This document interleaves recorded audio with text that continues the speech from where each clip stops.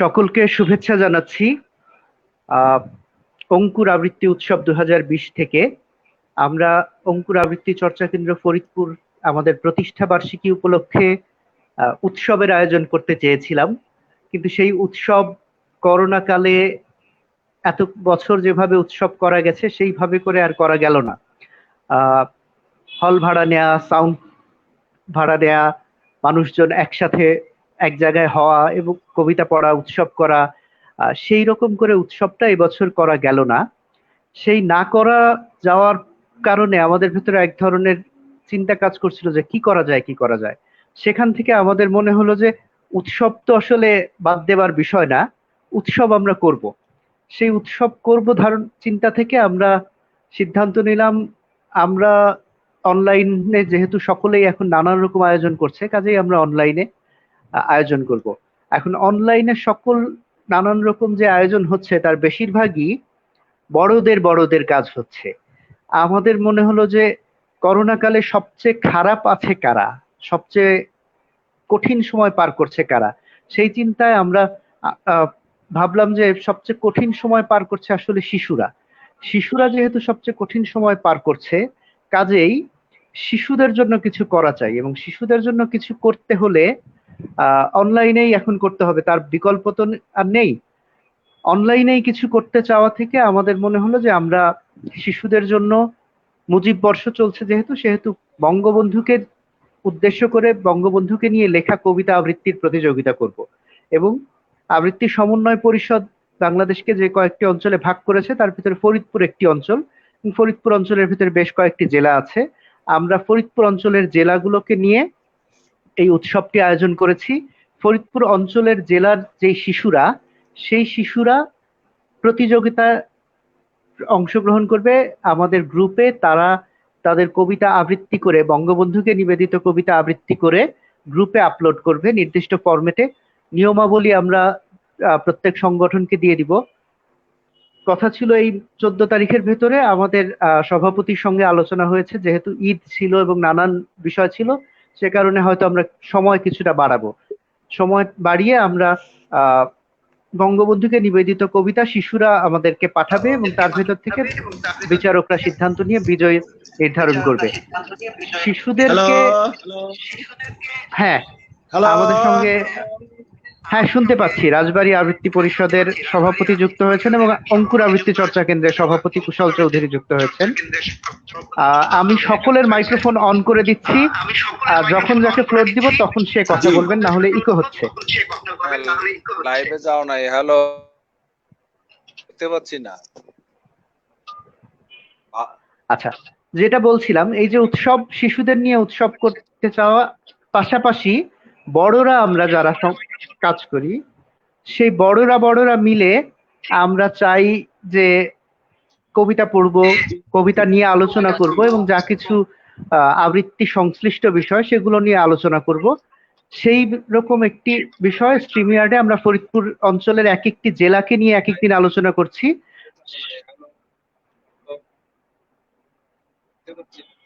আমরা লাইভে আছি কুশল ভাই, আমরা লাইভে আছি।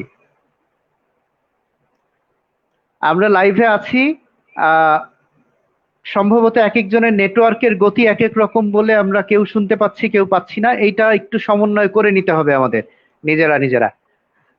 যে কথা বলছিলাম যে বড়রা মিলে ফরিদপুর অঞ্চলের যে জেলাগুলো, এক একটি জেলাকে এক একদিন এক এক জেলার অংশগ্রহণকারীদের নিয়ে আমরা বসছি, সঙ্গে একজন করে অগ্রজ আবৃত্তি শিল্পী যারা সমন্বয় পরিষদের সঙ্গে যুক্ত কেন্দ্রীয় নেতৃত্বের, তেমন একজনকে আমরা সাথে রাখছি।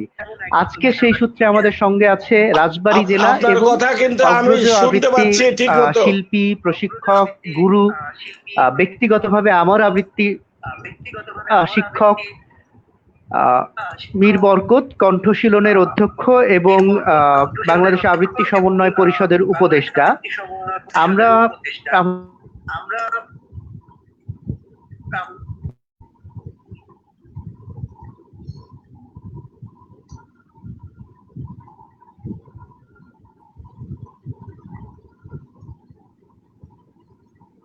নেটে বোধহয় সমস্যা হচ্ছে, শোয়েব আমাদের থেকে আউট হয়ে গেছে। বরকত ভাই ভালো আছেন? আসসালামু হ্যাঁ, আলাইকুম। লাইভ হচ্ছে। কুশল ভাই, আপনি কাজ চালিয়ে যান, যেহেতু শোয়েব নাই, যেহেতু লাইভে আছি আমরা। হ্যাঁ, কাজ চালাবো এখন। শোয়েবের কথা তো শুনছিলেন যে ও বলছিল প্রযুক্তির যে হ্যাপা। আমাদের হ্যাঁ, শোয়েব এসছে আবার। আচ্ছা, আমি চলে এসেছি। হ্যাঁ ও আসছে, শোয়েব আসছে। শোয়েব এসেছে। প্রযুক্তির হ্যাপা, কিছু করার নাই, নেটওয়ার্ক চলে গিয়েছিল। আচ্ছা, হ্যাঁ, যেটা বলছিলাম যে আমাদের সঙ্গে আহ, মীর বরকত ভাই আছেন, সঙ্গে আছেন রাজবাড়ী আবৃত্তি পরিষদের সভাপতি নুরুল হক আলম, সঙ্গে আছেন রাজবাড়ী প্রিয়তমসু আবৃত্তি নিকেতনের সভাপতি এবং বাংলাদেশ আবৃত্তি সমন্বয় পরিষদের নির্বাহী সদস্য মিরুনা বানু মুন। যুক্ত হবে প্রিয়তমসু আবৃত্তি পরিষদের জ্যেষ্ঠ সদস্য যুক্ত হয়েছে জুবায়ের। আচ্ছা, আমি শুরুতেই চলে যাব আমাদের অঙ্কুর আবৃত্তি চর্চা কেন্দ্রের সভাপতি কুশল চৌধুরীর কাছে। কুশল ভাই আমার আবৃত্তি গুরু, কুশল ভাই ব্যক্তিগতভাবে আমার অভিভাবক, অনেক কিছু। কুশল ভাইয়ের কাছে যাব শুরুতে সকলকে স্বাগত জানিয়ে কিছু বলবার জন্য।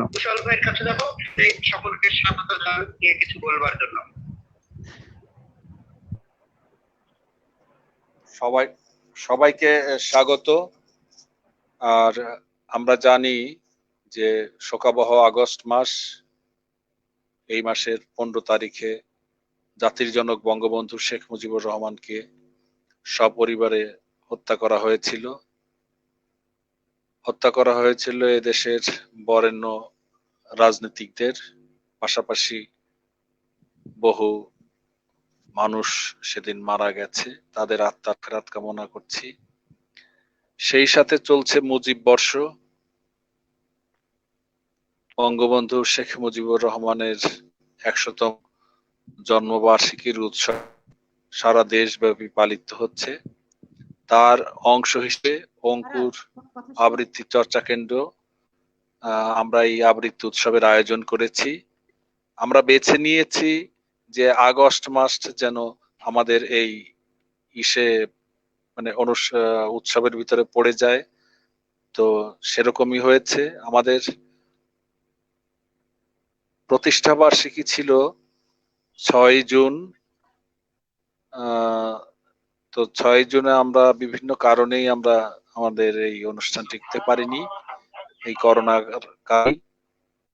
বিশেষ করে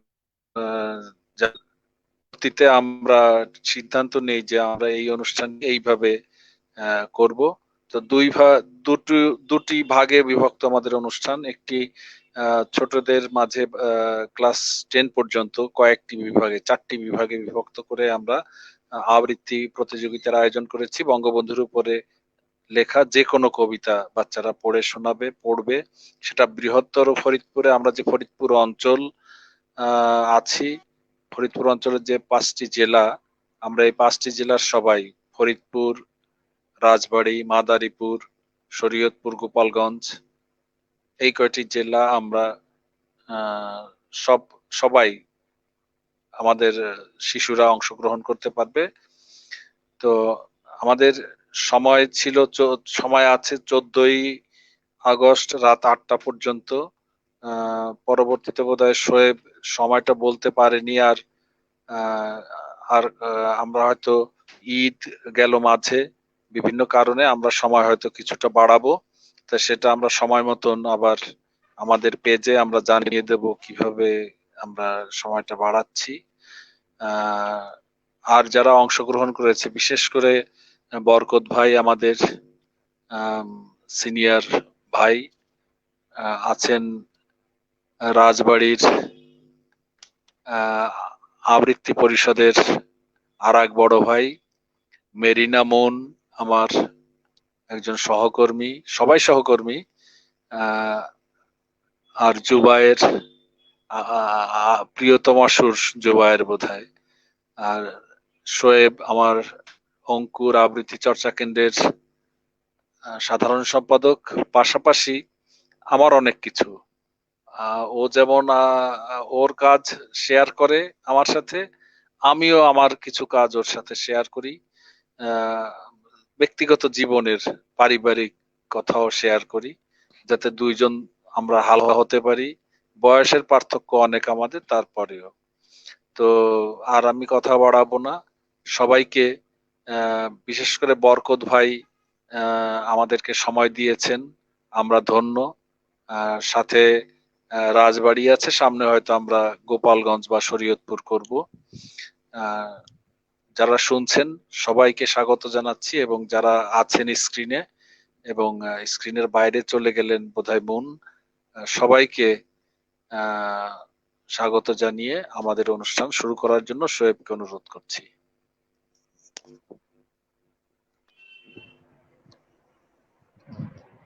কুশল ভাইকে ধন্যবাদ।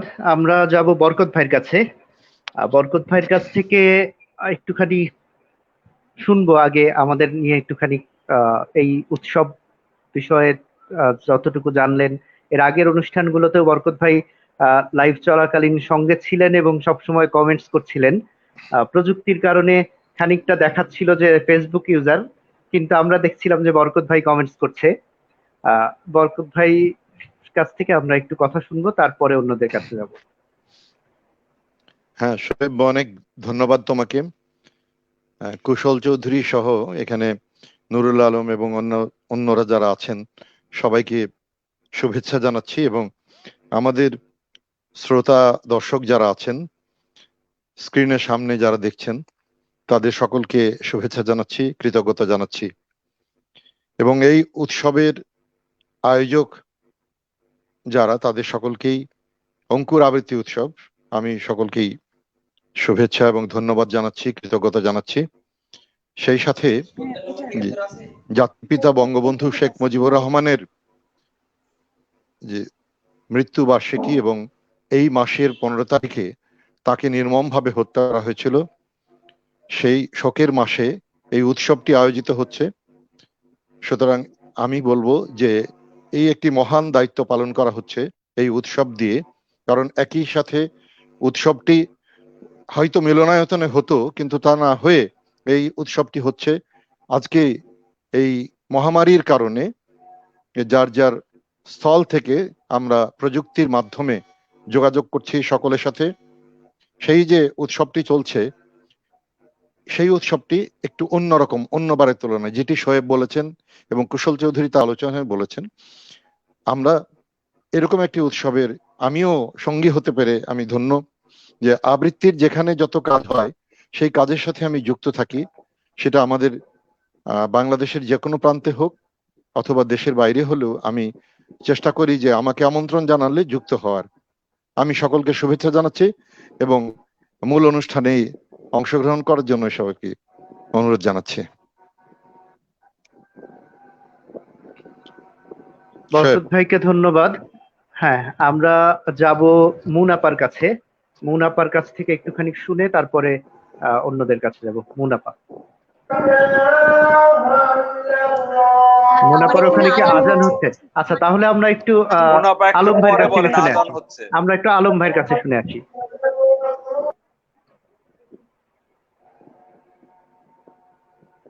নুরুল হক আলম, আপনার কথা শুনবো একটু। নুরুল হক আলম, আপনার কথা শুনবো। আলম ভাই শুনতে পাচ্ছেন? শোনা যাচ্ছে? আলম ভাই শুনতে পাচ্ছেন? হ্যাঁ, আমি আপনার কথা শুনতে পাচ্ছি শোয়েব সাহেব। হ্যাঁ, আপনার কাছ থেকে আমরা একটু শুনবো। আমি আপনার কথা শুনতে পাচ্ছি। হ্যাঁ, আপনার কাছ থেকে আমরা একটু শুনবো।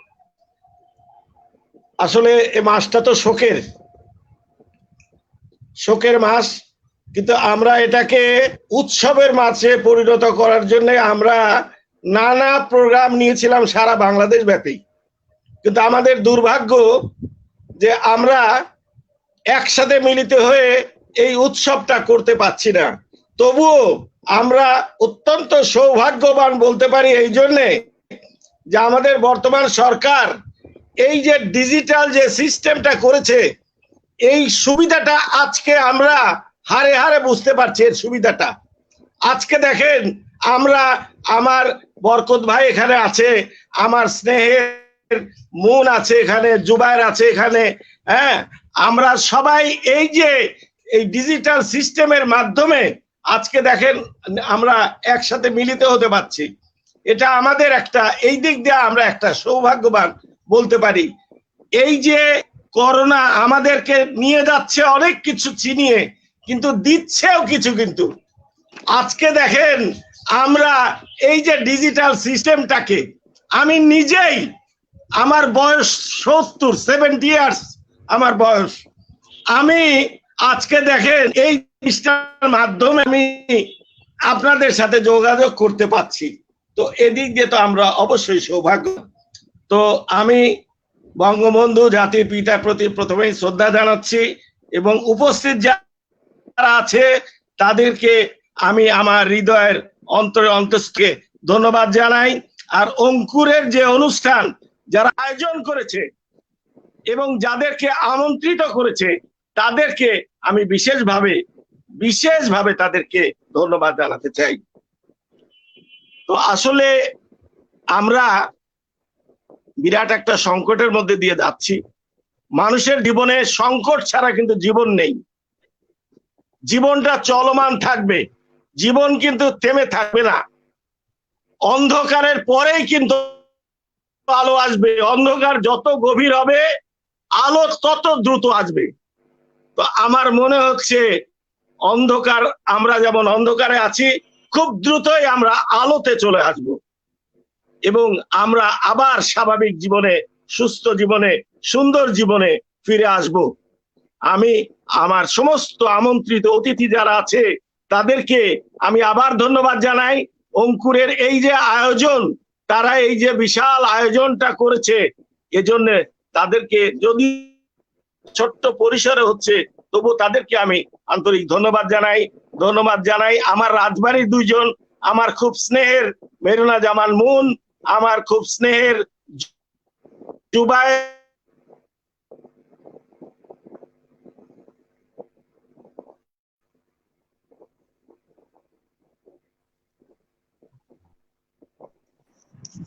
শোয়েব উনি বোধহয় লাইনে নেই, সম্ভবত শব্দ শোনা যাচ্ছে না। যাই হোক, আমরা শুনলাম আলোক ভাইয়ের কথা। আজান হয়তো শেষ হয়ে গেছে। আমরা মুনাপার কাছে আসবো। মুনাপা, মাইক্রোফোন আমি সবারটা মিউট করবো। আচ্ছা ঠিক আছে।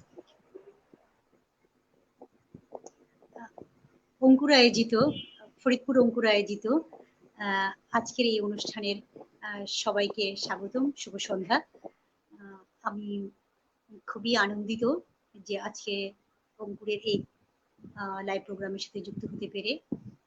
আসলে আলম ভাই যেটা বলছিলেন যে করোনা আমাদেরকে অনেক দূরে সরিয়ে দিলেও আমরা এই ডিজিটালাইজেশনের মাধ্যমে আমরা কাছে আসতে পেরেছি। এটা একটা অনেক বড় একটা সৌভাগ্য। আর একটা হচ্ছে যে অঙ্কুরের এই বর্ষপূর্তির অনুষ্ঠানের মধ্য দিয়ে আমরা নিজেদেরকে যুক্ত করতে পেরেছি, এই জন্য আমরা সৌভাগ্যবান মনে করছি। প্রিয় সুধী, আজকে এই 22 শ্রাবণ চলে গেছে, এক মহান ব্যক্তির প্রাণ দিবস ছিল। একই সাথে যাদের পিতা বঙ্গবন্ধু শেখ মুজিবুর রহমান, তার প্রাণ দিবস 15 আগস্ট আমরা জানি। এই দুজন ব্যক্তির প্রতি আমাদের শ্রদ্ধা নিবেদন করে আমি কিছু বলবার চেষ্টা করছি। অঙ্কুরের কাছে আমরা কৃতজ্ঞতা জ্ঞাপন করছি।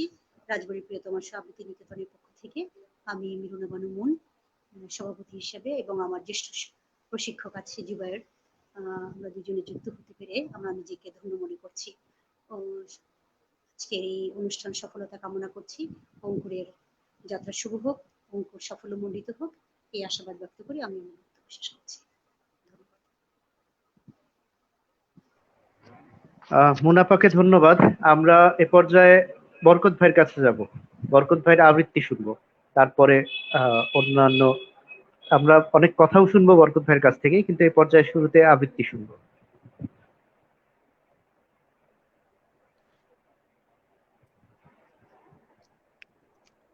শোয়েব, তোমাকে আবারও ধন্যবাদ জানাচ্ছি। জাতির পিতা বঙ্গবন্ধু শেখ মুজিবুর রহমানের প্রতি শ্রদ্ধা জ্ঞাপন করে আমি আয়াত আলী পাটোয়ারির কবিতা হৃদয়ে হৃদয়ে মুজিব সেটি আবৃত্তি করে শোনাচ্ছি। 15ই আগস্ট 1975 সন বাংলা ও বাঙালির ইতিহাসের সবচাইতে কলঙ্কিত লাল রক্তমাখা শোকার্ত একটি দিন। সেদিন শ্রাবণের রাতে একপাল নিষ্ঠুর হায়না বাঙালির অহংকার স্বাধীনতার জনকের খুনে বহায় তীব্র স্রোত 32-এর সিঁড়িতে। পচা শামুকে পাকাটার মতোই বেমালুম ক্ষতবিক্ষত করে দেয় বাঙালির হৃদয়। হঠাৎ স্তব্ধতা নেমে আসে সেদিন সকালে। কাঁদতেও ভুলে যায় একটি হতবেবল সদ্য স্বাধীন জাতি। পিতা তোমার আকস্মিক মৃত্যু শোকে। মাত্র কদিন আগেও তোমাকে সাবধান করেছিল কেজিবি, হেসে উড়িয়ে দিয়েছিলে তুমি। দরাজ কণ্ঠে গভীর আত্মবিশ্বাসের সুরে বলেছিলে, কে মারবে রে আমায়, যেদিকে তাকাই সবাই তো আমারই লোক। হায়, তোমার সেই আত্মবিশ্বাসের মূল্য দেয়নি তোমার ক্ষমা করে দেয়া সেই মির্জাফরের দল। সবই তুমি জানতে, শুধু জানতে পারোনি বঙ্গবন্ধু, চিনতে পারোনি তোমার খুনিরা আসলে মানুষ ছিল না। ওদের বুলেটে বিদ্ধ হয়ে বাঙালির মহানায়ক তুমি কাঁপছিলে। বাংলার মানচিত্র আঁকা তোমার চোখ জোড়া কাঁপছিল। কাঁপছিল তোমার স্বাধীনতার নির্দেশিকা সেই অঙ্গুলিটিও। তুমি কাঁপছিলে যেন 32 নম্বর কাঁপছিল। তুমি কাঁপছিলে যেন সংসদ ভবন কাঁপছিল। তুমি কাঁপছিলে যেন সংবিধান কাঁপছিল। তুমি কাঁপছিলে যেন বাংলাদেশ কাঁপছিল। সেদিন কোনো ভূমিকম্প ছিল না, তবু যেন 6 রিখটার স্কেলে কাঁপছিলে তুমি, কাঁপছিল ধরিত্রী।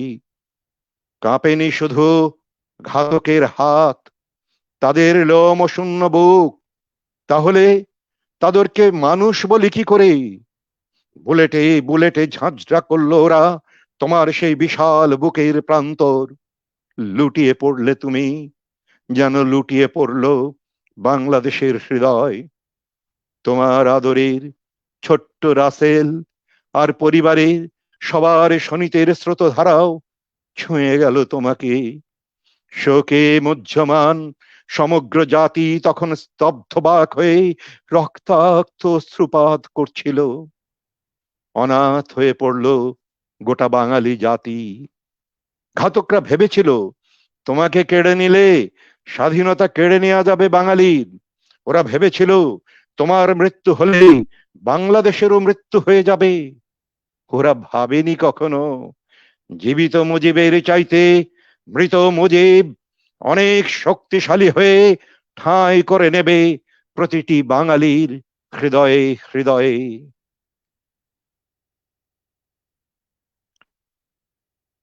হ্যাঁ শোয়েব।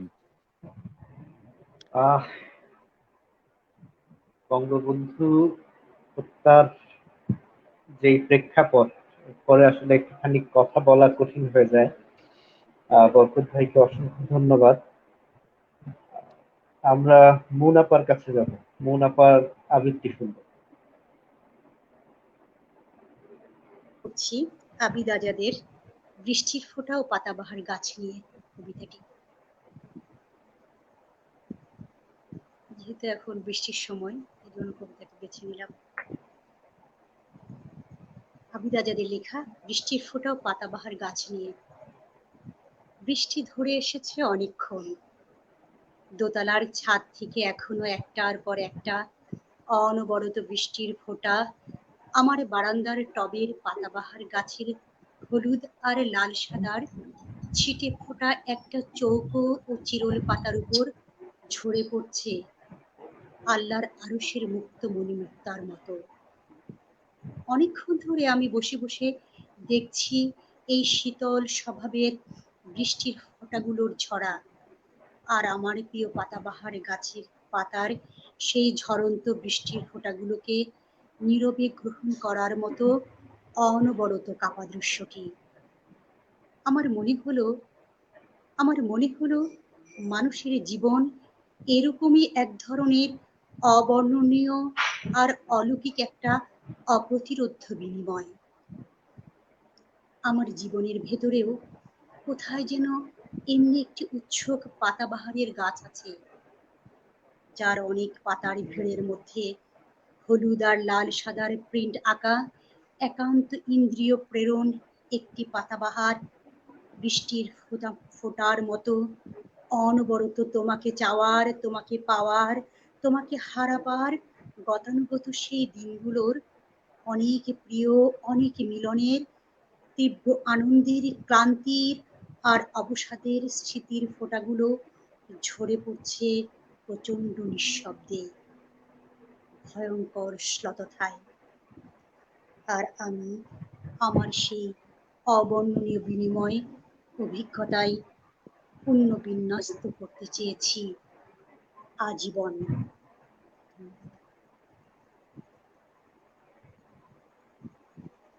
ধন্যবাদ মুনাপাকে।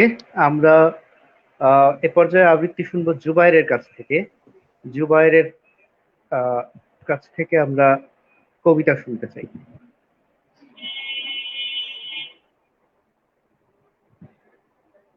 জুবাইর, একটু নিজের মাইক্রোফোনটা আপনাকে প্রথমবার আনমিউট করে নিতে হবে, আপনি মিউট করে রেখেছেন।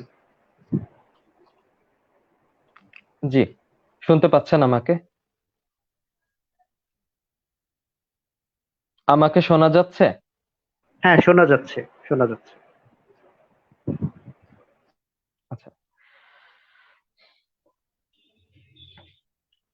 আমাদের সব ছিল, তারপরও সব হারিয়ে যাওয়ার যে ব্যথা বেদনা, সেই জায়গা থেকে, সেই অনুভূতির জায়গা থেকে আমি একটা ছড়া পড়ছি। এক মিনিট সময় দিন প্লিজ।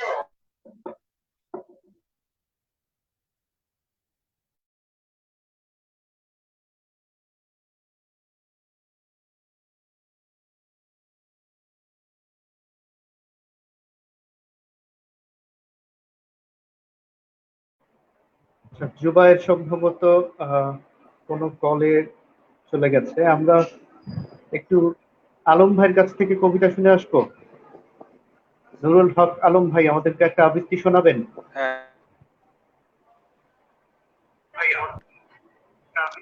হ্যাঁ, আলম ভাই আবৃত্তি করেন। ও, জুবাইর শোনা যাচ্ছে? শোনা যাচ্ছে? হ্যাঁ হ্যাঁ, শোনা যাচ্ছে, শোনা যাচ্ছে। আলম ভাইয়ের আবৃত্তি শুনে নেই আমরা, তারপরে জুবাইরের কাছে আসবো। মীর শওকত ভাইকে আন্তরিক ধন্যবাদ জানাচ্ছি। মীর বরকত, কৌশল চৌধুরী, আমাদের রাজবাড়ী জামান মুন, জুবাইর আর যে অনুষ্ঠান উপস্থাপন করছেন, সবাইকে আন্তরিক ধন্যবাদ জানাচ্ছি। আবার তো আমি একটা জিনিস নিজের জীবন থেকে বুঝেছি, সেটা হচ্ছে আবৃত্তিটা জীবনের জন্য যে কত প্রয়োজন, কবিতাটা জীবনের জন্য যে কত প্রয়োজন, এটা আমি হারে হারে উপলব্ধি করেছি। আমার দুটো ছেলে মেয়েকে আমি যখন লেখাপড়া শিখিয়েছি, তখন তাদেরকে বিভিন্ন সময়ে এই আবৃত্তি চর্চার দিকে, কথা বলার দিকে, তাদেরকে কথা বলা শিখিয়েছি আমি। আবৃত্তি মানুষকে পরিচালিত করে, সুন্দর করে, তাদেরকে কথা বলা শেখায়। এবং আমি বাচ্চাদের একটা স্কুল চালাই প্রায় 25 বছর।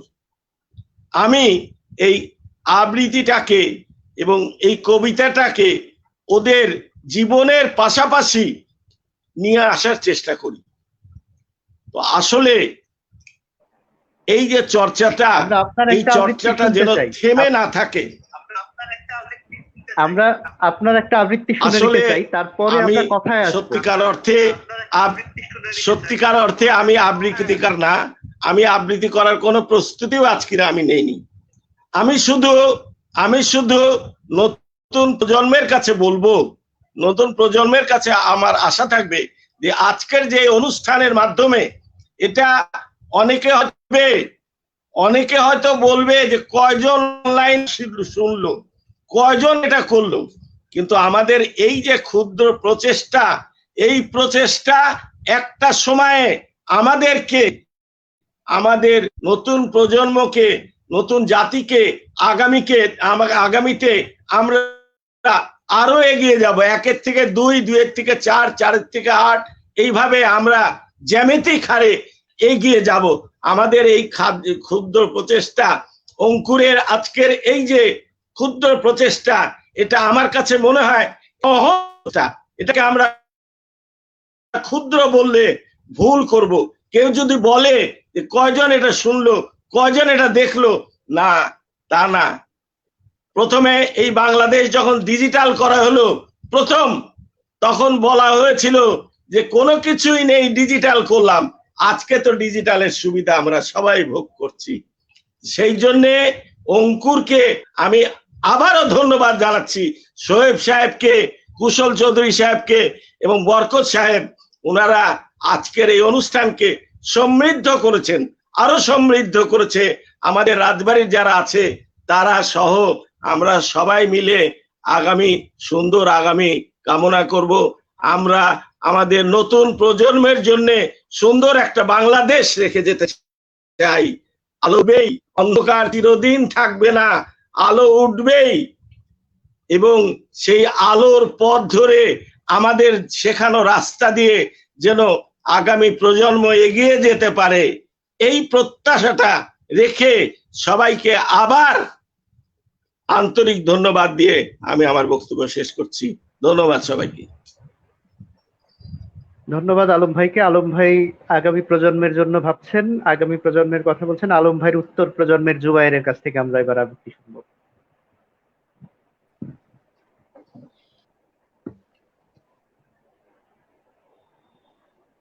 জি, ধন্যবাদ আমাকে সুযোগ দিলেন। আমি আসলে আপ্লুত এরকম একটা অনুষ্ঠানে উপস্থিত হতে পেরে, যেখানে মীর বরকত স্যার উপস্থিত আছেন, কুশল চৌধুরী আমার অগ্রজ সংগঠক উপস্থিত আছেন, আহ, আলম আঙ্কেল আছেন, মুনাপু আছেন, আপনি মেহেদী হাসান শোয়েব ভাইয়া আছেন। সবাই আমার সিনিয়র। আমি সবার সামনে আসলে একটু উম চেষ্টা করছি। পড়ছি রফিকুল হকের আমার ছড়া। গ্রামের নাম হিজুলি, ঝড়ের রাতে বিজুলি, রাত থম থম সরোবর, বলতো ওমা হিজুলি আমার জন্য কি থুলি। আমার একটা নদী ছিল, নদীটার নাম ধরলা। বদর বদর ভাদর মাসে কি কাম তুমি করলা। ভাগ্যে যদি ছিল তাই, এখন আমার নদী নাই। আমার একটা গাছ ছিল, গাছটার নাম অশথ। বিশাল গাছের শাখায় শাখায় হাজার পাখির বসত। পাখির বাসা নড়ে চড়ে, কাল বৈশাখী ঝড়ে মাঠের ধারে বুড়ো অশথ হুমড়ি খেয়ে পড়ে। সে মাঠ ছিল আমার 7 পুরুষের খামার।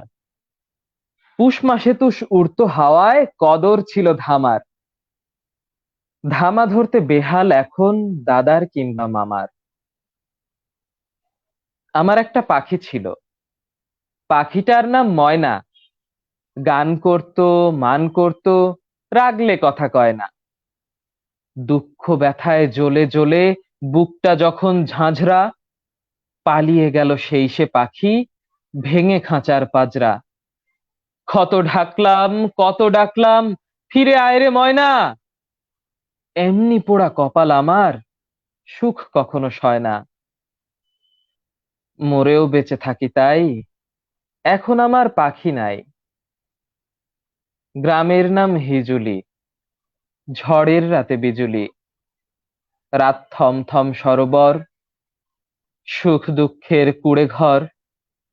বলতো ওমা হিজুলি আমার জন্য কি থুলি।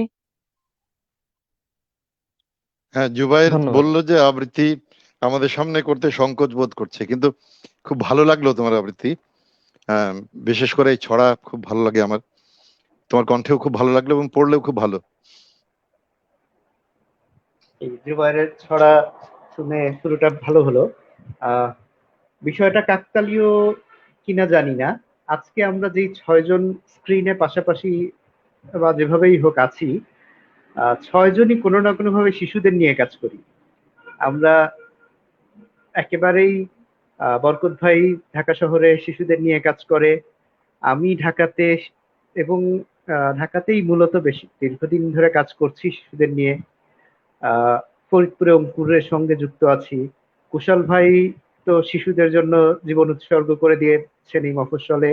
হয়তো মানুষ মফস্বলের এই সংগঠকদেরকে চিনতে পারে না, কারণ তাদের কোনো প্রচারণার সুযোগ নেই। কিন্তু এই জায়গাগুলোতে শিশুদের নিয়ে কাজ করার যেই চ্যালেঞ্জগুলো, আহ, ঢাকায় কাজ করার সুবাদে নিজে খানিকটা জানি যে মফস্বলের তুলনায় ঢাকায় সেই চ্যালেঞ্জ অনেক কম। এখানে বরকত ভাই এবং আমি ঢাকাতে কাজ করি, বাকিরা সকলেই আমাদের চেয়ে বেশি চ্যালেঞ্জ নিয়ে কাজ করেন এবং তারা শিশুদের নিয়ে কাজ করেন। শিশুদের নিয়ে কাজ করা এই সংগঠকদের উদ্দেশ্যে বরকত ভাইয়ের কাছ থেকে একটু শুনবো শিশুদের জন্য কিভাবে কাজ করা উচিত, সেই রকম একটা দিক নির্দেশনার দিক থেকে, যে শিশুদের নিয়ে কাজ করতে গেলে কি কি বিষয় আগে মাথায় রাখা উচিত, কোন বিষয়গুলি আমাদের চিন্তা করতে হবে। যে আমরা একটা শিশু তো সবচেয়ে স্পর্শকাতর জায়গা, কাজে শিশু সংগঠকদের, ধরেন শিশু সংগঠকদেরকে আপনি 2 মিনিটে একটা ওয়ার্কশপ করাবেন। হ্যাঁ, তো আসলে শিশুদের সাথে কাজ করা যেরকম কঠিন সেরকম সহজও। সহজে এই কারণে যে আমরা যদি খেয়াল করি বড় মানুষদের কথা, জাতির পিতা বঙ্গবন্ধু শেখ মুজিবুর রহমান, তাহলে তিনি শিশুদের ভালোবাসতেন। যদি আমরা রবীন্দ্রনাথের কথা বলি, তিনি শিশুকে ভালোবাসতেন। গান্ধীর কথা বলি, শিশুদের ভালোবাসতেন। তো এরকম শিশুদের, ম্যান্ডেলার কথা বলি, শিশুদের ভালোবাসতেন। তো শিশুদের ভালোবাসা অর্জন করা একটা কঠিন ব্যাপার, যেরকম সেরকম সহজ যে তাদের মতো হয়ে যাওয়া। যখন আমরা তাদের নিয়ে কাজ করি, তখন নিজে যদি শিশু না হতে পারি, তাহলে কিন্তু সেটা কঠিন হয়ে যাবে। তা আমি যখন কাজ করি শিশুদের নিয়ে, তখন আমি তাদের সাথে গল্প করি, তাদের সাথে ছড়া বলি, তাদেরটা শুনি, এবং হাসি মজার মাধ্যমে আমি আমার ক্লাসগুলো করাই এবং তাদের সাথে সেইভাবে মিশে যাই। যেমন গতকালকে আমি জাতির পিতার কিছু কবিতা তাদের ছড়া দিয়েছিলাম। তারা প্রথমে বুঝতে পারছিল না, কিন্তু যখন তাদের সঙ্গে গল্প করলাম খুব মজা করে করে, তখন দেখলাম যে তারা খুব ভালোবাসলো এবং এই কবিতা তারা খুব পছন্দ করে ফেললো। তো শিশুদের নিয়ে কাজ করার জন্য বলবো যে আমরা তাদেরকে সূত্র শেখাবো না, আমরা তাদেরকে নানা রকম কলা কৌশল শেখাবো না। শুধু আমরা যদি ছড়া পড়াই, তাদেরকে ছড়া পাঠ করায়, ছড়া শেখায়, ধীরে ধীরে তারা এমনিতেই উচ্চারণ শিখবে, ছন্দের দিকে তারা চলে যাবে। এটা একেবারে স্বয়ংক্রিয়ভাবে ঘটবে। এই জন্য তাদেরকে আলাদা করে কোনো চাপ দেওয়ার দরকার নয় যে এই উচ্চারণ এরকম হবে, এখানে ও হবে, এখানে হবে। এটা বড়দের ক্ষেত্রে আমরা বলতে পারি যে চ বর্গের এই সমস্যা, কিন্তু শিশুদের ক্ষেত্রে এটা বলার কোনো প্রয়োজনই নেই, তারা এমনিতেই শিখে যাবে।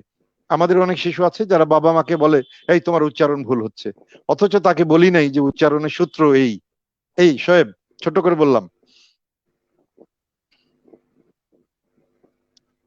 তা আমি একটা ছড়া পড়ি তাহলে, নাকি? হ্যাঁ, আপনার কাছ থেকে একটু ছড়া শুনবো। একটু লোকজ ছড়া থেকে যদি শোনান তাহলে বেশি ভালো হয়, যদি আচ্ছা, প্রস্তুতি থাকে কাছে। হ্যাঁ, না লোকজ ছড়াই পড়বো, কিন্তু এটা আমাদের বৃষ্টি নিয়ে একটু পড়ি একটা ছড়া, মানে দুটো ছড়া, লোক ছড়া। তার সঙ্গে ফয়েজ আহমেদকে আমরা এখানে যারা আছেন, নুরুল আলম ভাই, কুশল চৌধুরী সবাই চিনেন। উনি মারা গিয়েছেন, সম্মিলিত সাংস্কৃতিক জোটের এই প্রতিষ্ঠাতা ছিলেন। তিনি ছড়াকার ছিলেন, শিশুদের নিয়ে কাজ করতেন। তার একটি ছড়া, হ্যাঁ আহ্বায়ক ছিলেন, তার একটি ছড়া আর দুটো লোক ছড়া মিলে একটি কোলাজ আমি ছোট্ট এটা পড়ছি আর কি। বৃষ্টি পড়ে টাপুর টুপুর, নদে এলো বান, শিব ঠাকুরের বিয়ে হলো 3 কন্যে দান। 1 কন্যে রাধেন বাড়েন, আরেক কন্যে খান, আরেক কন্যে রাগ করে বাপের বাড়ি যান, আরেক কন্যে রাগ করে বাপের বাড়ি যান। আকাশে ঘিরে মেঘ করেছে, সূর্য গেছে পাটে, খুকু গেল জল আনতে পদ্ম দিঘির ঘাটে। পদ্ম দিঘির কালো জলে হরেক রকম ফুল, হাঁটুর নিচে দুলছে খুকুর গোছা ভরা চুল। বৃষ্টি এলো ভিজবে সোনা, চুল শোকানো ভার, জল আনতে খুকুমণি যায় না জানো আর। বৃষ্টি ভারী দুরন্ত, বর্ষাতে নয় ফুরন্ত, বৃষ্টি মজার ভৌতুকি, কলস্বরে কৌতুকি। বৃষ্টি ছুটে শেষান্তে, উধাও হবে দেশান্তে। বৃষ্টি সদা চলন্ত, মৃদুল আবার বলন্ত। বৃষ্টি হবে সুশান্ত, ভাসিয়ে নদীর দুপ্রান্ত। বৃষ্টি আবার উড়ন্ত, বৃষ্টি আবার তুরন্ত, বৃষ্টি আবার উড়ন্ত। বৃষ্টি পালায় তুরন্ত, বৃষ্টি ভারী দুরন্ত, বর্ষাতে নয় ফুরন্ত। বৃষ্টি আবার উড়ন্ত, বৃষ্টি পালায় তুরন্ত, বৃষ্টি আবার উড়ন্ত, বৃষ্টি পালায় তুরন্ত। হ্যাঁ,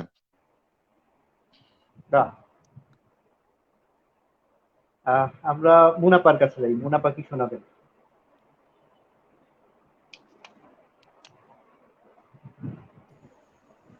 বরকত ভাইয়ের ছড়া পড়ার পরে আমার আর কবিতা পড়া খুবই কঠিন হয়ে দাঁড়াচ্ছে। খুবই সুন্দর, খুব অদ্ভুত করে আর কঠিন হয়ে যাওয়ার কিছু নাই, বরকত ভাই আমাদের গুরু, আমরা সবাই জানি। গুরুকে সেই গুরুর আমি জায়গায় আমি রেখে আসলে তারপরে আমরা আমি করি। খুব সহজ আমি খুব সহজ মানুষ বোন, আমি খুব সহজ একদম মানুষ। আসলে হ্যাঁ, এটা নিয়ে কোনো মানে কঠিন কোনো ব্যাপার না, যেটা সে বলেছে। জানি আমরা।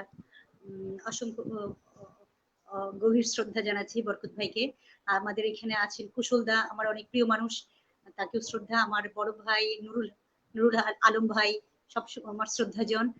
আমি প্রথমে আসে তাদের জানাতে পারিনি, স্টার্টিংটা ছিল। সবার প্রতি শ্রদ্ধা রেখেই আজকে আমরা এখানে যুক্ত হতে পেরেছি, এর জন্য ধন্যবাদ। তো সৌভাগ্যবশত শোয়েব ভাই যেটা বলছিলেন, আমরা 6 জনই আসলে বাচ্চাদের নিয়ে কাজ করি। তো আমার একটা আবেদন থাকবে সবার কাছেই, যে এই লাইভ প্রোগ্রামগুলোতে যদি বাচ্চাদেরকে আমরা একটু সংযুক্ত করতে পারি, তাহলে আসলে বাচ্চারা কিন্তু এই করোনাকালীন সময়ে খুব মানসিকভাবে, শারীরিকভাবে ভালো নেই। ওদেরকে যদি আমরা একটু যুক্ত করে আমরা এই লাইভ প্রোগ্রামগুলো করতে পারি, একটু বিবেচনায় রাখবার জন্য অনুরোধ জানাচ্ছি অঙ্কুরকে, এবং আরো যে 3 জন সংগঠক আছেন সবার কাছে অনুরোধ, আপনারা যদি লাইভ প্রোগ্রাম কখনো করেন তাহলে আমি অনুরোধ করব বাচ্চাদেরকে সংযুক্ত করবার জন্য। যদিও প্রিয়তমা শো আবৃত্তি নিকেতন আমার সংগঠন, আমাদের সংগঠনটা হৃদয়ে প্রিয়তমা শো নিয়ে আমরা লাইভ প্রোগ্রাম শুরু করেছি, এবং আমাদের 22 তারিখে বাচ্চাদের একটা প্রোগ্রাম আছে, সবাইকে দেখবার জন্য অনুরোধ জানাচ্ছি। আর অনুরোধ থাকবে আমি যেটা বলেছিলাম। তো আমি আজকে ছড়া পড়বো না, আমি আসলে একটা কবিতাই পড়ি, একটা মানে আঞ্চলিক কবিতা, জানা সবারই জানা, এটা শরৎ কুমার মুখোপাধ্যায়ের বঙ্গভূমি। আবৃত্তি করছি শরৎ কুমার মুখোপাধ্যায়ের বঙ্গভূমি। তেমনই দিন কবে আসবে কবে আসবে, যখন গরুর বাহনে চড়ি আকাশে যেতে যেতে মা লক্ষ্মী শুধাবেন, ওদিকে উড়া কি দাস গো। নদী ভরে জল থই থই করে, মাঠ ভরে ধান, কালা কালা মানুষগুলান খিলখিল খিলখিল করে হাসে।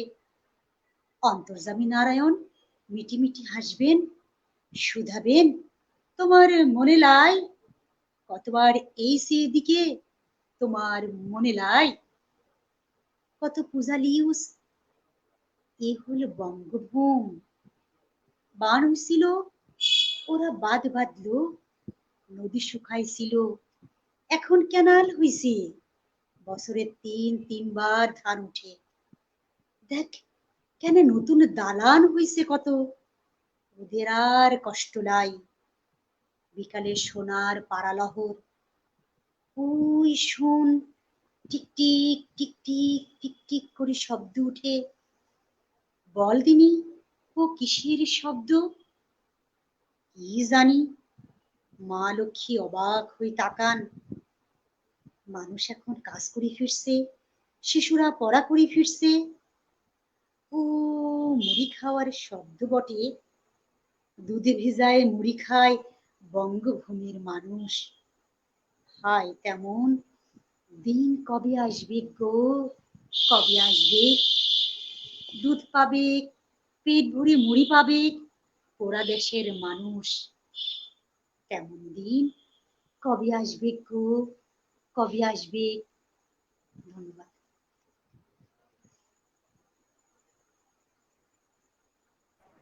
অনেক ধন্যবাদ মুনাপাকে। আমরা আঞ্চলিক ভাষার কবিতা শুনলাম, আলাদা স্বাদ আছে। আমরা এই পর্যায়ে একটু কুশল ভাইয়ের কাছে যাব। কুশল ভাইয়ের কাছে জানতে চাওয়া হচ্ছে, এখানে আমাদের অনেকেরই আবৃত্তি শিক্ষক আছেন, বরকত ভাই, কুশল ভাইও আমার আবৃত্তি শিক্ষক। বরকত ভাই এবং কুশল ভাই দুজনের কাছ থেকেই ব্যক্তি আমি আবৃত্তি যতটুকু করি বা শিখেছি, দুজনের কাছ থেকেই শেখার সুযোগ হয়েছে আমার। কুশল ভাইয়ের কাছ থেকে আমার জানতে চাওয়া, আবৃত্তি শিখতে হলে সংগঠন কতটা জরুরি, মানে সংগঠনে যুক্ত হয়েই আবৃত্তি শেখা কি জরুরি, নাকি ব্যক্তি পর্যায়ে থেকেও কেউ চাইলে আবৃত্তি শেখার চেষ্টা করতে পারে। অর্থাৎ সাংগঠনিক আবৃত্তি চর্চার বিষয় এবং ব্যক্তিগতভাবে চর্চা, এই জায়গাটা নিয়ে একটুখানি কুশল ভাইয়ের কাছ থেকে শুরু করি।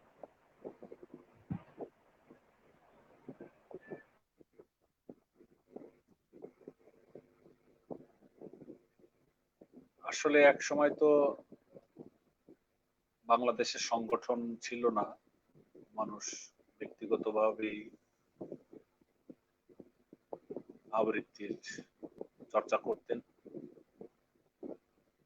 ফরিদপুরে এরকম অনেক মানুষের উদাহরণ দেওয়া যাবে, এই মুহূর্তে সবার নাম আমার মনে পড়ছে না বিধায় আমি নামগুলি উচ্চারণ করতে যাচ্ছি না। সংগঠনের প্রয়োজনীয়তা দেখা দিল তখনই যখন আমরা একটি আন্দোলনে যুক্ত হলাম, আন্দোলনে নেমে পড়লাম। সে আন্দোলনটি কি? সে আন্দোলনটি হচ্ছে স্বৈরাচার বিরোধী আন্দোলন। সেই স্বৈরাচার বিরোধী আন্দোলনে বরকত ভাই আগে হয়তো বলেননি, কিন্তু উল্লেখ করেছেন একটি সংগঠন, মিলিত সাংস্কৃতিক জোট। বাংলাদেশের সাংস্কৃতিক কর্মীর একত্রিত সম্মিলিত সাংস্কৃতিক জোটের ব্যানারে। তার আগে তৈরি হয়েছিল গ্রুপ থিয়েটার ফেডারেশন, সেটা একটু অন্য ধাঁচের, কিন্তু আমাদের মুক্তিযুদ্ধের সপক্ষের একটি অন্যতম সংগঠন, বাংলাদেশের বৃহৎ সংগঠনের একটি সংগঠন। এরকম তারপরে দেখা দিল বিভিন্ন সংগঠনের এই ঐক্যবদ্ধতা। এই ঐক্যবদ্ধ হতে যে আমার যদ্দূর ধারণা, ঐক্যবদ্ধ হতে যে আমরা ঐক্যবদ্ধ আবৃত্তিও করলাম, সমবেত আবৃত্তি যাকে বলে। বরকত ভাই আমারও গুরুজন, স্থানীয় মানুষ, তো উনি আমার থেকে ভালো জানবেন এবং ভালো বলতে পারবেন যে কোরাসের বা সমবেত আবৃত্তির বা সমবেত কথার নাটক বলি বা পালা গান বলি আমাদের ভারতবর্ষেও ছিল, গ্রিস থেকেও আমরা পাই। সেই অয়দিপাউস, আন্তিগনি, এরকম যে নাটকগুলি আছে বিখ্যাত বিখ্যাত ক্লাসিক নাটকগুলি সেখানে পাই। তো বৃন্দের একটি আবেদন আছে, সেই আবেদন অস্বীকার করার নয়। সকলে মিলে রাজার কাছে প্রার্থনা করছে বা আল্লাহর কাছে প্রার্থনা করছে বা ঈশ্বরের কাছে প্রার্থনা করছে। এই যে সবাই মিলে করছে, এই সংগঠনটি আমি মনে করি যে আমরা গ্রহণ করলাম এই সমবেত বা বৃন্দ আবৃত্তিকে, আমার মনে হয় সেরকম একটি জায়গার থেকে যে শক্তি সঞ্চয়ের জন্য, স্বৈরাচার তাড়ানোর জন্য, এই দেশের অন্যায় অবিচারকে তাড়ানোর জন্য আমরা একত্রিত হলাম এবং একত্রিত হয়ে আমরা ক্ষতিগ্রস্ত হইনি। আশা করি একত্রিত হয়ে আমরা বরকত ভাইয়ের মতন বা বিপ্লব বালা, আমার গুরু বিপ্লব বালা, অরুণ বসু, বরকত ভাই চেনেন, প্রথম আলোতে আছেন উনি, আমরা এরকম মানুষ পেয়েছি, আরো বাংলাদেশে যারা আছেন তাদেরকে আমরা পেয়েছি। তো এই অরুণ বসু বা বিপ্লব বালা আবৃত্তি করতেন তখন কিন্তু তারা সাংগঠনিক কাঠামোর কতটা ছিলেন আমি জানি না। আমার ছোটবেলায় কোনো সাংগঠনিক কাঠামো ওরকম পাইনি। এক খেলাঘর পেয়েছি আমি, সেও বড় হয়ে গেলে খেলাঘর পেয়েছি, ছোট অবস্থায় পাইনি। তো সেখানে বোধহয় এই সমবেত আবৃত্তি চর্চা আমাদেরকে সমবেত রাখার, সমবেত ভাবে আমাদের নিজেদের কথা বলার, নিজেদের অধিকার আদায়ের কথা বলার এবং অন্যায় অবিচারকে তাড়ানোর, স্বৈরাচারকে তাড়ানোর এই যে সাহস, দেশব্যাপী আমরা আছি। ফরিদপুরে কুশলকে যদি কেউ কিছু বলে বা ঢাকায় বরকত ভাইকে কেউ কিছু বলে অন্যায়ভাবে, তাহলে আমরা সারা দেশের যারা আবৃত্তি চর্চা করি তারা যেন সোচ্চার হই। আবার বরকত ভাই যদি ভালো কিছু করেন, আমি যদি ভালো কিছু করি বা অন্য ভাই বোনেরা যারা এখানে আছেন তারা যদি ভালো কিছু করি, তাদের সাথে সুখ দুঃখে আমরা যেন থাকতে পারি। আমার মনে হয় এই আবেদনটি সংগঠনের জন্য খুবই জরুরি। এটা অবশ্য কেউ আমি এখন পর্যন্ত এরকম আমি বলিনি কোথাও বা আমি শুনিনি কারো কাছ থেকে, তো আমি এরকম মনে করি।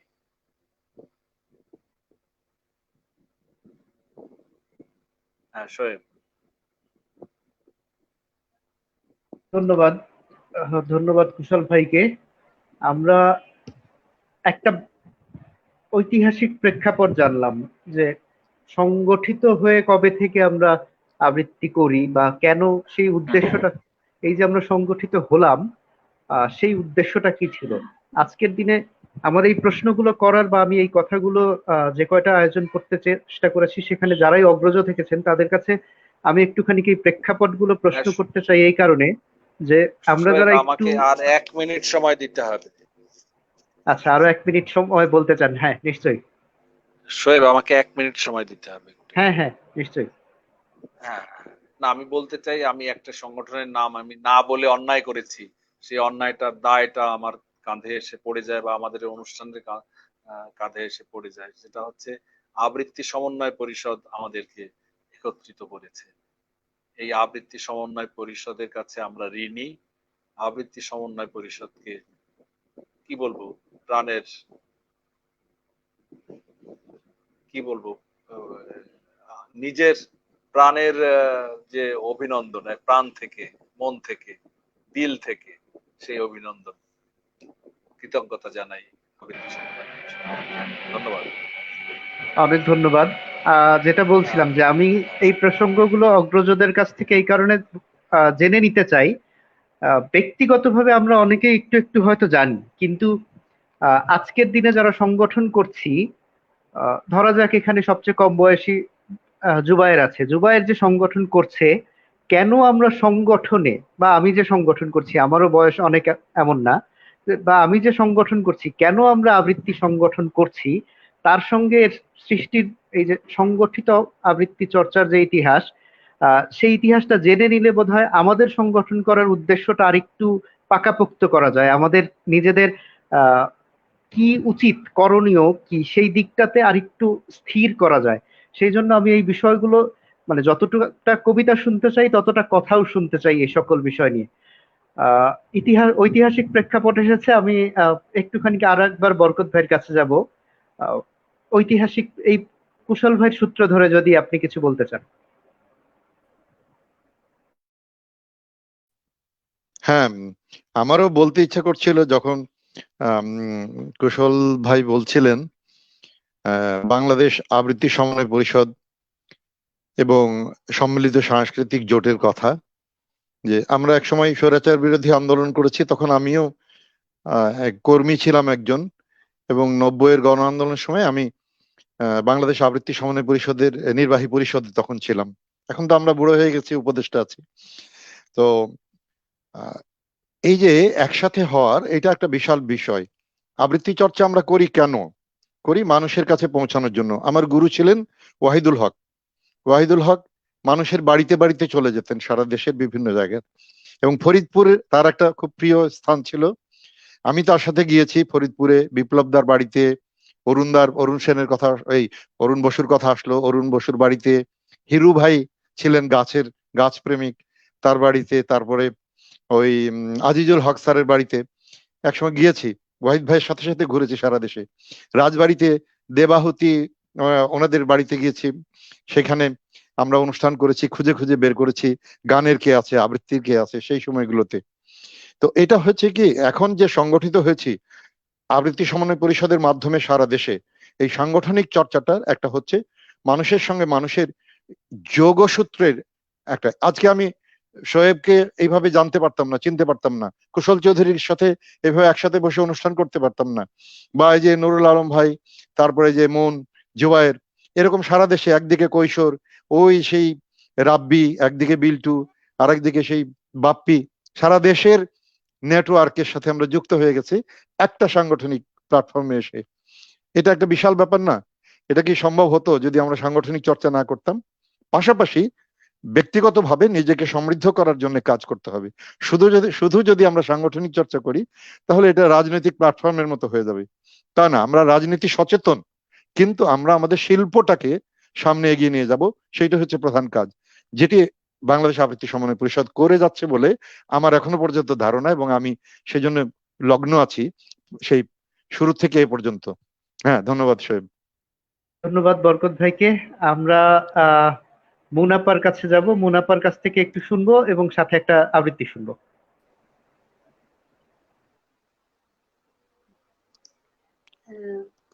ধন্যবাদ শোয়েব, আপনাকে অসংখ্য ধন্যবাদ। এখানে অনেক বোদ্ধা, অনেক যোদ্ধা এবং অনেক প্রজ্ঞাবান সংগঠক বৃন্দ আছেন। বরকত ভাই, কুশলদা, আলম ভাই, আমি অনেক ছোট, জ্ঞান চর্চার দিক থেকেও খুবই কম। তো আমি যেটা মনে করি যে সংগঠন আসলে কেন করি, বরকত ভাই যেটা বলছিলেন এটা আসলে সত্যিকার অর্থে যে আমরা সমৃদ্ধি হওয়ার জন্য এবং সবার সাথে সবাই কানেক্ট হওয়ার জন্য। আজকে যদি আমরা এই সংগঠন না করতাম, আমরা আজকে শিশুদের সংগঠন করতে পার, শিশুদেরকে এই একটা, আমি শুধু রাজবাড়ী প্রেক্ষাপটেই বলি যে রাজবাড়িতে ছেলেমেয়েরা একটা সংগঠন ভিত্তিক আবৃত্তি চর্চা করছে। যদি সংগঠন না করতো, ওরা একা একা আবৃত্তি চর্চার কোনো যোগসূত্র খুঁজে পেত না। তো আমাদের এই সংগঠন করার মূল উদ্দেশ্য হচ্ছে যে কানেকশন, সবার সাথে একটা কানেক্ট করে দেয়া এবং শিল্প চর্চার একটা বিশাল একটা সাঁকো তৈরি করবার একটা মহৎ উদ্দেশ্য। আর বড় পরিসরে যদি চিন্তা করি, যে আমাদের বরকত ভাই যেটা বলেছে যে অবশ্যই সংগঠন দরকার, যখন আমরা কোনো পরিস্থিতির সম্মুখীন হব যাতে আমরা একযোগে সেই কাজগুলো একসাথে করতে পারি। সংগঠন একটা শক্তি, সংগঠন একটা প্রগাঢ় বন্ধন, যেটা শিল্প চর্চাকে অনেক দূর এগিয়ে নিয়ে যায় এবং প্রজন্ম থেকে প্রজন্মে, এটা আমার বিশ্বাস। ধন্যবাদ। আবৃত্তি শুনবো আপনার কাছে একটা।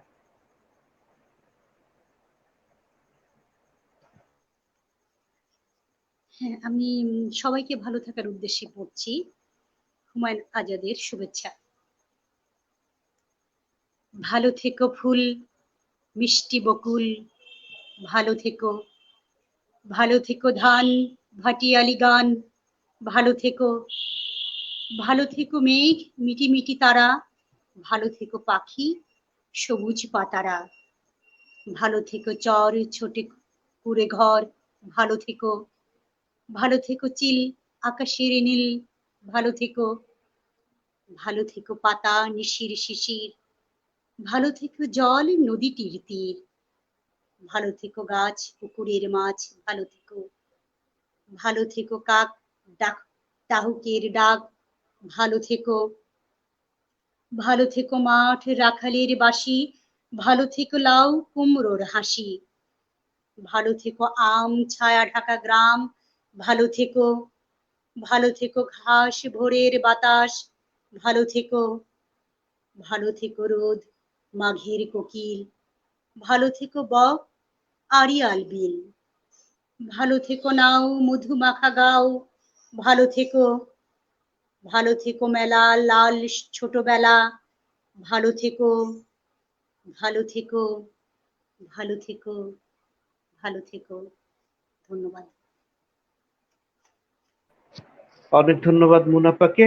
আমরা সকলেই ভালো থাকবার চেষ্টার ভেতরেই আছি, ভালো থাকার চেষ্টাতেই এরকম ভাবে সংযুক্ত হচ্ছি। একটা অদ্ভুত খারাপ সময়, কঠিন সময়ের ভেতর থেকে সাধ্যমতো ভালো থাকবার চেষ্টায় কবিতার কাছে আশ্রয় নেওয়া, মিলিত হওয়ার চেষ্টা করা এবং শিল্পের আশ্রয় নেওয়া। আমরা জুবাইরের কাছ থেকে আবৃত্তি শুনবো।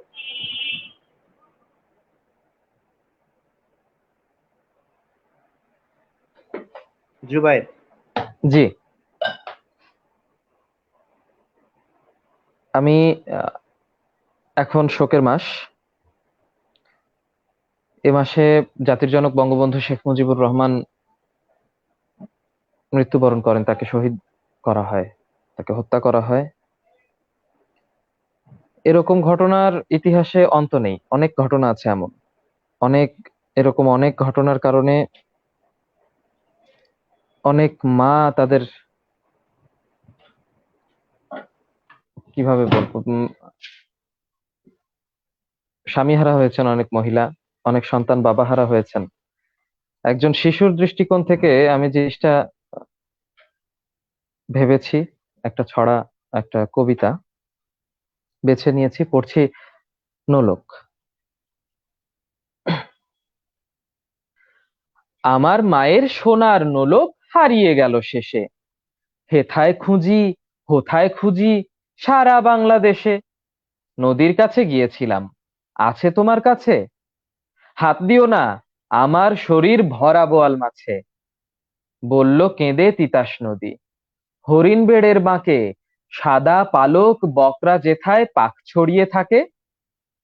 জল ছাড়িয়ে দল হারিয়ে গেলাম বনের দিক, সবুজ বনের হরিৎ টিয়ে করে রে ঝিকমিক। বনের কাছে এই মিনতি, ফিরিয়ে দেবে ভাই, আমার মায়ের গয়না নিয়ে ঘরকে যেতে চাই। কোথায় পাবো তোমার মায়ের হারিয়ে যাওয়া ধন, আমরা তো সব পাখ পাখালি বনের সাধারণ। সবুজ চুলে ফুল পিঁধেছি, নোলক পরিণাত, ফুলের গন্ধ চাও যদি নাও, হাত পাতো হাত পাতো। বলে পাহাড় দেখায় তাহার আহার ভরা বুক, হাজার হরিণ পাতার ফাঁকে বাঁকিয়ে রাখে মুখ। এলিয়ে খোপা রাত্রি এলেন, ফের বাড়ালাম পা, আমার মায়ের গয়না ছাড়া ঘরকে যাব না। ধন্যবাদ। আসলে ধন্যবাদ উম, জুবায়েরকে। জি, এই জুবায়ের কবিতার কিছু বলতে মাধ্যমে আমি চাচ্ছেন? আসলে বোঝাতে চাইলাম যে একজন সন্তানের কাছে তার মায়ের নোলক, আমরা নোলককে আসলে একজন গৃহিণীর আহ, সম্মানের মনে করি। সেই জায়গাটা একটা শিশুর কাছে কেমন ভাবে ফুটে ওঠে, এটা আমি একটু তুলে ধরার চেষ্টা করলাম। আমি বাংলার ইতিহাসের পর থেকে 1757 সালের পর থেকে এই 2020 সাল পর্যন্ত, 1971-এ আমাদের মুক্তিযুদ্ধ, এখন পর্যন্ত বাংলার জন্য, বাংলাদেশের জন্য যে সকল শহীদ আছেন সকলের প্রতি শ্রদ্ধা জ্ঞাপন করছি। এই অনুষ্ঠানের মাধ্যমে এই বিষয়টা আমি আমার ব্যক্তি তরফ থেকে এটা প্রকাশ করছি। অনেক ধন্যবাদ। ধন্যবাদ আপনাকে। আহ এ পর্যায়ে কবিতা শোনার আগে আবার একটু কথা শুনতে চাই যারা একটু বয়সে বড় তাদের কাছ থেকে। আবৃত্তি শিখতে হলে আমাদের এখানে আহ বরকত ভাইয়ের নামের সঙ্গে একটা সিল লেগে গেছে প্রায়। বরকত ভাইকে সারা বাংলাদেশে আবৃত্তি প্রশিক্ষক, মীর বরকত আবৃত্তি প্রশিক্ষক এরকম ভাবে উল্লেখ করা হয়। আবৃত্তি প্রশিক্ষণ তো আপনারা ধরে ধরে নানান কর্মশালার ভিতর দিয়ে দেন, কিন্তু কোনো মানুষ যদি ধরা যাক তরুণ বয়সী ছাত্ররা কেউ আবৃত্তি শিখতে চায়, সাংগঠনিক কাঠামোর ভেতরে যেতে খুব একটা আগ্রহী না, ব্যক্তিগতভাবে কেউ আবৃত্তি শিখতে চায়, তার জন্য কি পরামর্শ থাকবে বরকত ভাই? হ্যাঁ, বাংলাদেশে আসলে সাংগঠনিক চর্চাটা এমন একটা স্থানে পৌঁছে গেছে যেখানে সংগঠনের ভেতর দিয়েই সকলকে আসতে হচ্ছে আবৃত্তির ক্ষেত্রে। আলাদাভাবে একটা সময় ছিল যেটা আগে উল্লেখ করেছেন কুশলদা, যে এরকম আলাদা আলাদা ভাবে এককভাবে আবৃত্তি করতো মানুষজন। কিন্তু এখন যেহেতু গোষ্ঠীবদ্ধ বা যৌথবদ্ধ ভাবে আমরা কাজটা করছি, সেই জন্যে এখন আলাদা আলাদা ভাবে প্রশিক্ষণের খুব ব্যবস্থা নেই, যেটা আমরা পশ্চিমবঙ্গে বা ত্রিপুরায় দেখি যে আলাদা আলাদা স্কুল আছে আবৃত্তির, সেখানে এসে গুরুমুখী বিদ্যাটা একেবারে গুরুমুখী হয়, আমাদের এখানে শেখে। যেমন অন্যান্য আমাদের এখানে শিল্পের ক্ষেত্রে আছে, যে গান কেউ স্কুলিংটা গানের হয়, মাস্টার বাসায় রেখে গান শিখতে পারে, নাচের মাস্টার রেখে শিখতে পারে। আবৃত্তির হ্যাঁ ক্ষেত্রে হ্যাঁ, এরকমটা নেই কেন এবং থাকা প্রয়োজন কিনা? সেইটা আমাদের এখানে খুব থাকা প্রয়োজন। এইটা হলো যে আবৃত্তিও গুরুমুখী বিদ্যা সঙ্গীতের মতো, কিন্তু এইটা সঙ্গীতের যে একটা বিশেষ বিষয় আছে, ঘরানা। আবৃত্তির কিন্তু কোনো ঘরানা নাই। আর সঙ্গীতের একটা যেমন কি বলে ওটাকে, স্বরলিপি আছে, অর্থাৎ স্বরের একটা বিষয় আছে, সেইটাকে রপ্ত করে এই স্বরগুলোকে তার কণ্ঠের মধ্যে স্থায়ী করে নিতে হয় এবং প্রাকৃতিক স্বরের সাথে এই স্বরগুলোর মিল আছে সেভাবে করে নিতে হয়। আবৃত্তিতে প্রত্যেকে আলাদা আলাদা, একজন আবৃত্তি করবে আরেকজনের সাথে কোনোভাবেই মিলবে না, এই একটা স্বকীয়তা থাকে আবৃত্তিতে, যার ফলে আমরা একই সাথে যেরকম সাংগঠনিক চর্চা করি সেই সাথে আলাদা আলাদা ভাবে চর্চাটা করি। গুরুমুখী বিদ্যা মানে আবৃত্তির একজন নির্দেশক থাকেন বা একটা দলনেতা থাকেন, তিনি মোটামুটি ভাবে বলে দেন কিভাবে করতে হবে, একটা দিক নির্দেশনা দেন, কিন্তু হুবহু নকল করা আবৃত্তিতে সেটা প্রায় অসম্ভব ব্যাপার, যার ফলে এই গুরুমুখী বিদ্যাটা ঠিক গানের গুরুমুখী বিদ্যা থেকে একটু আলাদা, যার ফলে একজনের কাছে একজন হেড টু হেড আবৃত্তি শিখবে সেরকম খুব কম হয় আমাদের দেশে। আমাদের দেশে দলবদ্ধভাবেই চর্চাটা হচ্ছে বা শেখার কাজটা হচ্ছে। প্রশিক্ষণটা আলাদাভাবে নেওয়া একজন একজনের কাছে সেটা খুব কম হয়, না একেবারেই তা নয়, হচ্ছে কোথাও কোথাও, কিন্তু সেটা খুব সীমিত পর্যায়ে। যেটা আমরা পার্শ্ববর্তী দেশে দেখি সেটা আমাদের এখানে নাই। প্রয়োজন আছে কিনা আমি জানি না, কারণ এটা আমরা তো দেখছি এটা যেভাবে হচ্ছে সেটাও খুব মন্দ না আর কি, তবে এর মধ্যে ভালো মন্দ দুটোই আছে। আপনার আবৃত্তি শুনবো। আচ্ছা, আমি রবীন্দ্রনাথের যেহেতু এই 22শে শ্রাবণ গেল কেবল, তার মৃত্যু দিনটি চলে গেল কয়েকদিন আগে, এজন্য তাকে নিবেদন করে একটি কবিতা, এটা সেই রবীন্দ্রনাথ, রামচন্দ্র দাশের লেখা, আমি কবিতাটি পড়ছি। যখন আমার আশার প্রদীপ নিভল প্রবল ঝড়ে, আকাশ ভেঙে আধার এসে ঢুকলো আমার ঘরে, নামলো যখন চতুর্দিকে নিকষ কালো রাত, ঠিক তখনই পথ দেখালেন সেই রবীন্দ্রনাথ। যখন এসে সামনে দাঁড়ায় বাধার পাহাড় গুলো, স্বপন পরে থরে থরে জমল কালের ধুলো, যখন ভাবি এই বুঝি পথ হারালো নির্ঘাত, অমনি আবার পথ দেখালেন সেই রবীন্দ্রনাথ। যখন খুঁজে নিজের মাঝে নিজের না পাই, দিক হারানোর ভ্রান্তি যখন সকল ছেয়ে যায়, যখন ভাবি জীবন বুঝি শুধুই এক উৎপাত, ঠিক তখনই জাগিয়ে দিলেন সেই রবীন্দ্রনাথ। যখন শুধুই অসারতা আমায় করে ভর, হৃদয় নদীর দুকুল ভাঙে যখন নিরন্তর, তখন আমায় তুল্য যেজন বাড়িয়ে দিয়ে হাত, চেয়ে দেখি আর কেউ নয় সেই রবীন্দ্রনাথ।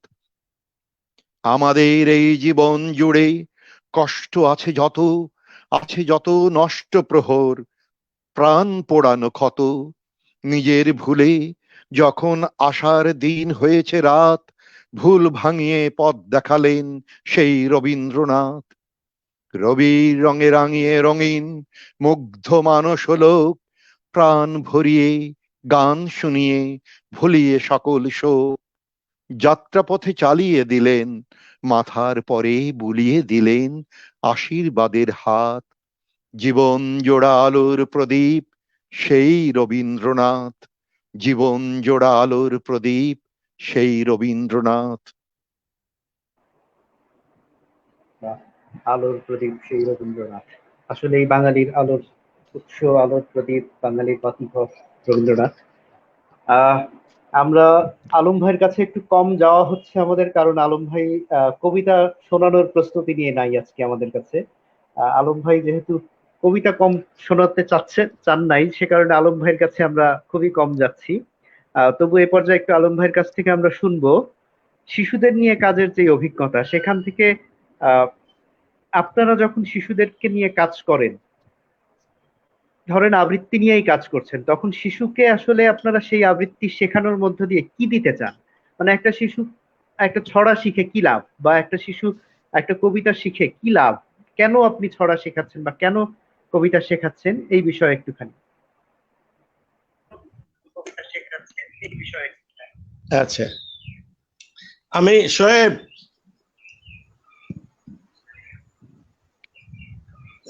শুনতে পাচ্ছি আলম ভাইয়ের কথা শুনতে পাচ্ছি, হ্যাঁ শুনতে পাচ্ছি। আসলে বরকত ভাই, হ্যাঁ বরকত ভাই এবং কুশল চৌধুরী, এদের সম্পর্কে আমি কোনো মন্তব্য করব না, ওনাদের আবৃত্তি সম্পর্কে আমি মন্তব্য করব না, ওনারা মন্তব্যের ঊর্ধ্বে। তবে ওনারা কুশল ভাই এবং মীর বরকত, ওনারা যে মাপের আবৃত্তি শিল্পী, ওনাদের সম্পর্কে আমি কোনো মন্তব্য করব না। আমি শুধু মন্তব্য করব যে আমাদের মুন, আমাদের জোবাইর চমৎকার আবৃত্তি করে। আর আমি মূলত আমরাই বলবো, আমরা ছোট বাচ্চাদের নিয়ে কাজ করি, ওরা স্টেজে লাফ দিয়ে উঠে আসে। কত সাহস আজকালকার বাচ্চাদের, ছোট ছোট 4 বছর 5 বছরের বাচ্চা এসে বলে, ওই দেখা যায় তাল গাছ, ওই আমাদের গা, ওইখানেতে বাস করে কানা বগিরা। আবার একজন এসে বলে, আয় ছেলেরা, আয় মেয়েরা, ফুল তুলিতে যায়, ফুলের মালা গলায় দিয়ে মামার বাড়ি যায়। আবার আর একজন এসে বলে, বকবকুম পায়রা পায়রা, বউ সাজবে কালকি, চড়বে সোলার পালকি। বাংলার রূপ আমি দেখিয়াছি, তাই পৃথিবীর রূপ খুঁজিতে যাই না আর। আমার বাংলার মানুষ, আমার বাংলার আমার বান্তানগুলো সুন্দরভাবে উঠুক। আমরা অনেক বড় বড় কর্মকর্তাকে দেখি, অনেক বড় বড় কর্মকর্তা যারা স্টেজে এসে দুটো কথা গুছায় বলতে পারে না, বাংলাটা শুদ্ধ করে বলতে পারে না। বহু কর্মকর্তাকে আমরা দেখি। আমরা ওই প্রজন্মকে চাই না যে প্রজন্ম বলতে জানে না। কথা বলা শিখতে হবে। কথামে আমার মনের আকুতি, আমার অনুভূতিটা প্রকাশ করতে হবে। আমি যদি আমার মনের অনুভূতি, মনের আকুতি প্রকাশ করতে না পারি, তাহলে আমি আরেকজনের কাছে কিভাবে পৌঁছাবো? বঙ্গবন্ধু সেই সময়ে মানুষের কাছে পৌঁছিলেন তার ভরা গলার বক্তব্য দিয়ে। ওটা একটা কবিতা। নির্মলেন্দু গুণ বলেছিলেন যে উনি তো ভাষণ দেননি, উনি একটি কবিতা আবৃত্তি করেছেন। সত্যি 7ই মার্চের ভাষণ আমার নিজে কানে শোনার সৌভাগ্য হয়েছিল। সেই সময় আমি বিএসসি ক্লাসের ছাত্র, ছোট না, অতএব আমার নিজ কানে ওনার বক্তব্য শোনার সৌভাগ্য আমার হয়েছিল। সত্যি নির্মলেন্দু গুণ যে বলেছেন যে ওটা তো আসলে আবৃত্তি ছিল, ওটা একটা কবিতা ছিল, উনি কবিতা আবৃত্তি করেছেন। তো আমরাও আমাদের সন্তানদের চাই ওরা কবিতার ভাষায় কথা বলুক, সুন্দর করে কথা বলুক, মানুষের সাথে সেইভাবে আমরা আগামী প্রজন্ম সেইভাবে গড়ে তুলতে চাই। আমাদের রাজবাড়িতে মন চমৎকার কাজ করছে, জুবায়ের চমৎকার কাজ করছে। আমি এক আবৃত্তি পরিষদের সভাপতি, যদিও রাজবাড়িতে আমি অনেক আগে থেকে, আজ প্রায় 10-12 বছর ধরে, হ্যাঁ, আমরা মনরা একসাথে কাজ করেছি। এখন ওরা আমাদের জুনিয়র, ওরা আরো এগিয়ে নিয়ে যাচ্ছে। আমরা যেটা পারিনি ওরা সেটা পারছে। ওদেরকে আমি সাধুবাদ জানাই, আমার মনকে সাধুবাদ জানাই, আমার জুবায়েরকে সাধুবাদ জানাই। আর আবার করে বলছি যে বরকত ভাই এবং কুশল সাহেব, ওনাদের সম্পর্কে বলার অধ্যত্ত আমার নাই। ওনাদের আবৃত্তি সম্পর্কে ওনারা অনেক ঊর্ধ্বে। আর অঙ্কুর যে অনুষ্ঠানটা আজকে করলো, এদের পেছনে জড়িত আছে, এদের সাথে যারা জড়িত আছে, তাদেরকে আমি আবারও হাজারো সালাম জানাই, হাজারো শুভেচ্ছা জানাই। ধন্যবাদ সবাইকে। অনেক ধন্যবাদ।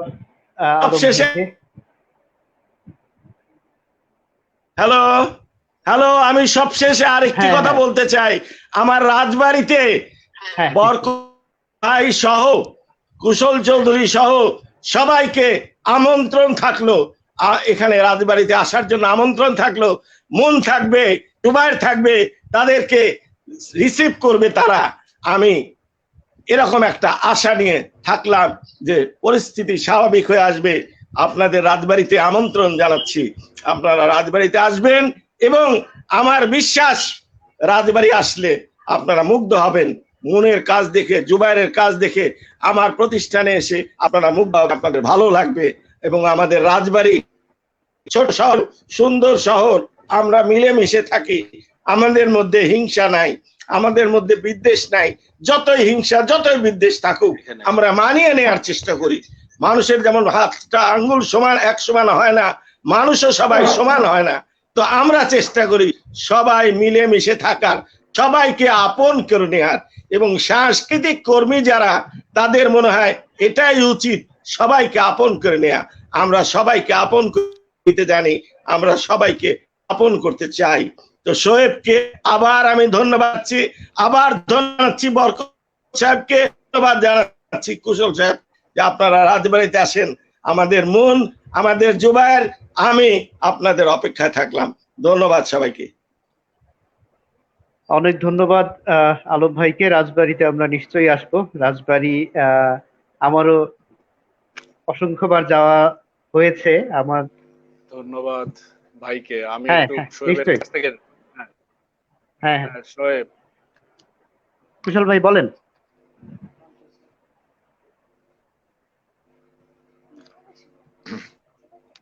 শোয়েব, হ্যাঁ, শুনতে পাচ্ছি, হ্যালো কুশল ভাই বলেন। শোয়েব, ওই যে একজন বাচ্চা পাওয়া গেছে আমার বাসায়, থাকে ও, আমার মেয়ে, ও একটা নিশ্চয়ই। আবৃত্তি শোনাবে। সুচি, সুচি চৌধুরী। হ্যাঁ, ও একটা আমরা আবৃত্তি শোনাবে। সুচি চৌধুরীর সুচি, আবৃত্তি শুনবো। সুচি চৌধুরী। সুচি।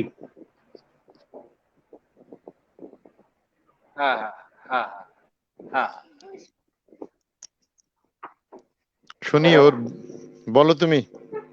আমি আজকার রক্ত চাইতে আসিনি, নির্মলেন্দু গুণ, সমবেত সকলের মতো আমিও গোলাপ ফুল খুব ভালোবাসি। রেসকোর্স পার হয়ে যেতে সেই সব গোলাপের একটি গোলাপ গতকাল আমাকে বলেছে আমি যেন কবিতায় শেখ মুজিবের কথা বলি। আমি তার কথা বলতে এসেছি। শহীদ মিনার থেকে খসে পড়া একটি রক্তাক্ত ইট গতকাল আমাকে বলেছে আমি যেন কবিতায় শেখ মুজিবের কথা বলি। আমি তার কথা বলতে এসেছি। আমি যেন সমবেত সকলের মতো আমিও পলাশ ফুল খুব ভালোবাসি। সমকাল পার হয়ে যেতে সেই সব সদ্য ফোটা একটি পলাশ গতকাল আমাকে বলেছে আমি যেন কবিতায় শেখ মুজিবের কথা বলি। আমি তার কথা বলতে এসেছি। শাহবাগ অ্যাভিনিউর ঘূর্ণায়িত জলের ঝর্ণাটি আর তো স্বরে আমাকে বলেছে আমি যেন কবিতায় শেখ মুজিবের কথা বলি। আমি তার কথা বলতে এসেছি। সমবেত সকলের মতো আমারও স্বপ্নের প্রতি পক্ষপাত আছে, ভালোবাসা আছে। শেষ রাতে দেখা একটি সাহসী স্বপ্ন গতকাল আমাকে বলেছে আমি যেন কবিতায় শেখ মুজিবের কথা বলি। আমি তার কথা বলতে এসেছি। এই বসন্তের বটমূলে সমবেত ব্যথিত মানুষগুলো সাক্ষী থাকুক। না ফোটা কৃষ্ণচূড়ার শুষ্ক ভগ্ন অপ্রস্তুত প্রাণের ওই গোপন মঞ্জুরি গুলো কান পেতে শুনুক।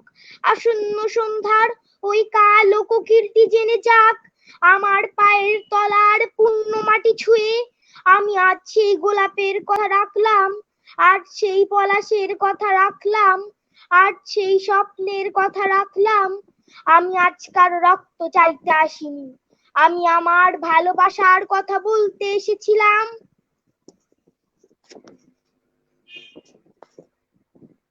হ্যাঁ, ধন্যবাদ শোয়েব। একটু ভয় পেয়ে গেছে। না না, ভালো, অসংখ্য খুব ভালো। ধন্যবাদ। ও এত সুন্দর উচ্চারণ ওর। বরকত ভাই বলো। না, ওর সুন্দর উচ্চারণ, কণ্ঠ এবং স্পষ্টতা সব মিলিয়ে, এবং এই কবিতাটি সবাইকে ছুঁয়ে যায়। যখন কেউ কোনো কথা বলতে পারেনি সেই সময় নির্মলেন্দু গুণ এই কবিতাটা পড়ে ফেলেছিলেন, যখন স্তব্ধ ছিল সবাই।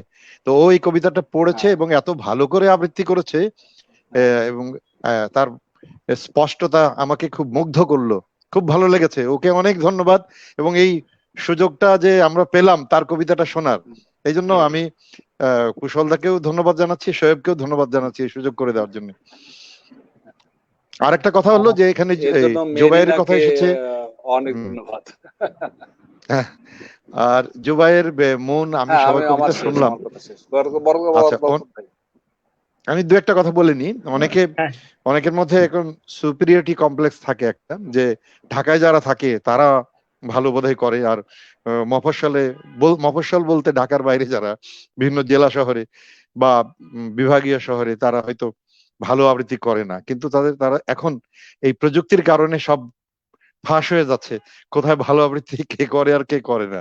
সুতরাং ওই রকম ধরনের কমপ্লেক্স যাদের আছে তাদেরকে বলবো যে এই শোয়েবের সঞ্চালনা দেখতে, শুনতে, জুবাইরের আবৃত্তি, মনের আবৃত্তি শুনতে, এবং বিশেষ করে এই যে ওর নামটা কি জানো, কুশল চৌধুরীর মেয়ের কন্যার নামটা শ্রুতি চৌধুরী। শ্রুতি চৌধুরী, হ্যাঁ, ও যে আবৃত্তি করলো, শ্রুতি, ওর আবৃত্তি শুনলেও অনেকে মুগ্ধ হবে বলে আমি আশরাফ ভাইকে যদি শোনাতে পারতাম আমার খুব ভালো লাগতো। আশরাফ ভাই আমাদের আবৃত্তির কঠোর সমালোচক, এবং আশরাফ ভাইয়ের কাছে আমি ব্যক্তিগতভাবে খুব ঋণী। যখন যা করি উনি কিন্তু ফোন করে সেটার মানে ঠিক বা বেঠিক সেগুলো বলে দেন, একেবারে কঠোর ভাবে বলেন। তো আজকে যদি আশরাফ ভাই শুনতেন তাহলে খুব মুগ্ধ হতেন আমার মনে হয়। ও বড় আবৃত্তি শিল্পী হবে, ওকে যত্ন করতে হবে। ও বড় আবৃত্তি শিল্পী হবে এইটা বিশ্বাস করি। একটুখানি যেই জায়গাটা বরকত ভাই বলছিলেন যে মফস্বল এবং প্রান্তের যেই ধারণা, কেন্দ্র এবং প্রান্তের যেই ধারণা বা মফস্বলের যেই ধারণা, এই জায়গাটা আমার আসলে নিজের মনে খুব আফসোস হয়। নিজের মনে আফসোস হয় এই কারণে, আমি আমার শহরে এমন কয়েকজন প্রশিক্ষক, এমন কয়েকজন পারফর্মারও দেখেছি যাদেরকে দেখে দেখে বড় হয়েছি। আমি নিশ্চিত তারা যদি ঢাকা শহরে থাকতেন সারা বাংলাদেশ তাদেরকে চিনতো, কিন্তু তারা এই মফস্বলে থাকার কারণে এবং খানিকটা নিজেদের ভেতরে এই গুটিয়ে থাকার কারণে তাদেরকে আসলে মানুষ চেনে না। এবং শিল্পে তো শিল্পীকে চেনা মানে তো শুধু সেই বড় হওয়া না, শিল্পীকে চেনা মানে তার শিল্পটা নিয়ে অন্যরাও উপকৃত হওয়া, অন্যরাও সেই শিল্পের স্বাদ পাওয়া, সেইটা থেকে মানুষ বঞ্চিত হয়। মফস্বল এবং কেন্দ্রের এই দূরত্বটা রয়ে গেছে আসলেই, মানে এটাকে অস্বীকার করার খুব বেশি সুযোগ আছে বলে আমার কাছে এখনো মনে হয় না। যে আমরা এই করোনা কালে স্ট্রিমইয়ার্ডে খানিকটা উত্তীর্ণ হওয়ার চেষ্টা করছি, কিন্তু তারপরেও ধরেন আমি যদি এই যে আমার গুরু যিনি বসে আছেন কুশল চৌধুরী, প্রশিক্ষক হিসেবে তার কথা বলি, আমার কাছে মনে হয় না সারা বাংলাদেশে খুব বেশি সংখ্যক প্রশিক্ষক আছেন যারা কুশল ভাইয়ের মতো করে সহজ করে আবৃত্তি শেখাতে পারে। অনেকেই অনেক জানেন, কিন্তু সহজ করে শেখানো ছোটদেরকে সেটা খুব সহজ কথা না। এইটা খুব কম প্রশিক্ষক আছে। আমি যেহেতু ঢাকায় থাকার সুবাদে অনেকের সান্নিধ্য পেয়েছি, আমি জানি যে এই মানেটা মফস্বলে এমন অনেক আছে যারা ওই কেন্দ্রের তার সমান হতে পারেন না, বা তার মতো করে পরিচিত হতে পারেন না, আবার তার মতো করে অন্যকে সেবাটাও দিতে পারেন না। বরকত ভাইয়ের কাছেই যাব। শোয়েব, তোমার সাথে একটু যোগ করি এই বিষয়ে। হ্যাঁ। যে আমি তো সারা দেশেই ঘুরি, এখন হয়তো করোনা কাল চলছে কয়েক মাস, কিন্তু এটা সবাই নিশ্চয়ই জানো যে আমি সারা দেশে ঘুরে বেড়াই, বিভিন্ন অঞ্চলে অঞ্চলে যাই এবং আবৃত্তির কাজ নিয়েই যাই। হয়তো দীর্ঘদিন ফরিদপুর এবং রাজবাড়ী যাওয়া হয়নি, হয় আজকে আমন্ত্রণ পেলাম, অবশ্যই আমি যাব। করোনা কালটা শেষ হলে রাজবাড়িতে যাব, ফরিদপুরেও যাব। আমাদের ইচ্ছা, ফরিদপুর গিয়েছি অবশ্য, আঞ্চলিক আবৃত্তি উৎসবে আমি গিয়েছিলাম তখন, যখন আঞ্চলিক আবৃত্তি উৎসব হলো আবৃত্তি সমন্বয় পরিষদে, তখন আমি ফরিদপুর গিয়েছিলাম এবং প্রশিক্ষণও দিয়েছিলাম। আর রাজবাড়ি দীর্ঘদিন যাওয়া হয়নি, নিশ্চয়ই যাব। তো আমি বলি যে মফস্বলে ঘুরে ঘুরে আমি দেখেছি যে এমন সব শিল্পী আছেন, এমন সব প্রশিক্ষক আছেন, এমন সব নির্দেশক আছেন যারা অনেক বড় মাপের, উঁচু মানের। তো সেটা হয়তো অনেক সময় রাজধানীতে না থাকার কারণে তাদের চিনতে পারা যায় না, কিন্তু এখন কিছুটা সুযোগ হচ্ছে আর কি। তো এটা আমার জানা আছে। হ্যাঁ শোয়েব, বলো কি যেন বলছিলে? আপনার আবৃত্তি শুনে। আচ্ছা, আমি ছড়া, দুটো ছোট ছোট ছড়া বলি, যেহেতু শিশুদের নিয়ে কাজ হচ্ছে বেশি সেই সম্পর্কে। আচ্ছা, দুটো ছড়া, মজার ছড়া। ডহরপুরের জহর বাবুর হলো যমজ ছেলে, ডহরপুরের জহর বাবুর হলো যমজ ছেলে, পাড়াপড়শি ছুটে এলো কাজকর্ম ফেলে, যমজ দেখে তারা তুলল নানা রব, কেউ বলে একটা হবে শচীন আর একটা সৌরভ, গাজীপুরের পিসি বলেন হয়েছে কখন ভোর, দেখ একটা রফি আর একটা কিশোর, চিতপুরের দিদি বলেন, রক্ষে করো ঠাকুর, একটা হবে সত্যজিৎ, একটা রাজ কাপুর। ফোকলা দাদু হেসে বলেন, আন্তমালা ফুল, একটা দেখছি রবীন্দ্রনাথ আর একটা নজরুল। পাড়ার দাদু বিজ্ঞ সুরে বলেন, পাচ্ছি আরেক আভাস, একটা হবে গান্ধীজি, একটা সুভাষ। ওরা যখন বড় হলো, ওরা যখন বড় হলো, কাটলো সবার ঘোর, একটা হলো রকের গুন্ডা, একটা ছিঁচকে চোর। আরেকটা ছড়া বলি, ছোট্ট। একটা কুকুর ছিল, নাম ছিল তার টমি। ভুতু ছিল কাজের লোক, কামাই করতো কমই। একদিন রাতে হঠাৎ মারা গেল সেই কুকুর। এই না শুনে ভুতু তখন কেঁদে ভাসায় পুকুর। কর্তা বলেন, ভুতু, এত কাঁদার কি বা আছে, টমির অনেক বয়স হলো, তাই তো মারা গেছে। ভুতু বলে, আমার এখন বাড়লো কাজের চাপ, ওই তো চেটে সাফ করতো আপনার ডিশ কাপ। হ্যাঁ শোয়েব। অনেক ধন্যবাদ। আমরা সবার কাছে আর একবার করে যাব, একটা করে কবিতা শুনবো। আমরা প্রায় 1.5 ঘন্টা কাছাকাছি হুম। সময় চলে এসেছি। মুনাপার কাছে যাব আগে, সবার কাছে থেকে একটা করে কবিতা শুনে আসবো। মুনাপা।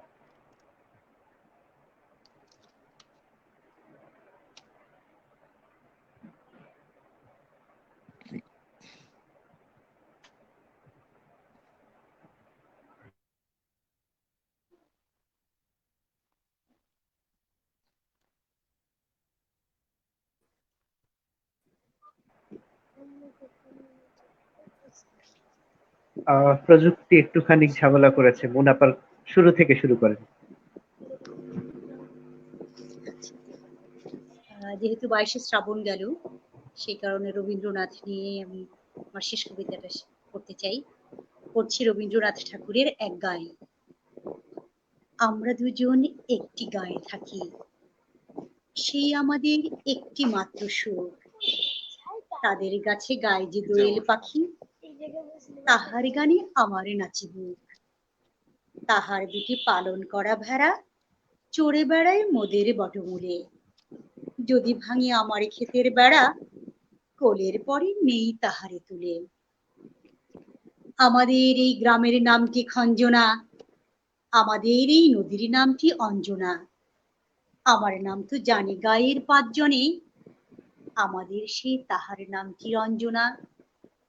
দুইটি পাড়া বড়ই কাছাকাছি, মাঝে শুধু একটি মাটির ফাঁক। তাদের বনের অনেক মধুমাছি, মোদের বনে বাঁধে মধুর চাক। তাদের ঘাটে পূজার জবামালা ভেসে আসে মোদের বাঁধা ঘাটে। তাদের পাড়ার কুসুম ফুলের ডালা বেচিতে আসে মোদের পাড়ার হাটে। আমাদের এই গ্রামের নামটি খঞ্জনা, আমাদের এই নদীর নামটি অঞ্জনা। আমার নাম তো জানি গায়ে 5 জনে, আমাদের সেই তাহার নামটি রঞ্জনা। আমাদের এই গ্রামের গড়ির পরে আমের বলে ভরে আমের বন। তাদের খেতে তখন তিসি ধরে, মোদের খেতে তখন ফোটে শন। তাদের ছাদে যখন ওঠে তারা, আমার ছাদে দক্ষিণ হাওয়া ছুটে। তাদের বনে ঝড়ে শ্রাবণ ধারা, আমার বনে কদম ফুটে ওঠে। আমাদের এই গ্রামের নামটি খঞ্জনা, আমাদের এই নদীর নামটি অঞ্জনা। আমার নাম তো জানে গায়ের 5 জনে, আমাদের সেই তাহার নামটি রঞ্জনা। ধন্যবাদ। অনেক ধন্যবাদ মুনাপা। আমরা জুবাইরের কাছে যাব। জুবাইর, জুবাইর একটু আনমিউট করে নিতে হবে।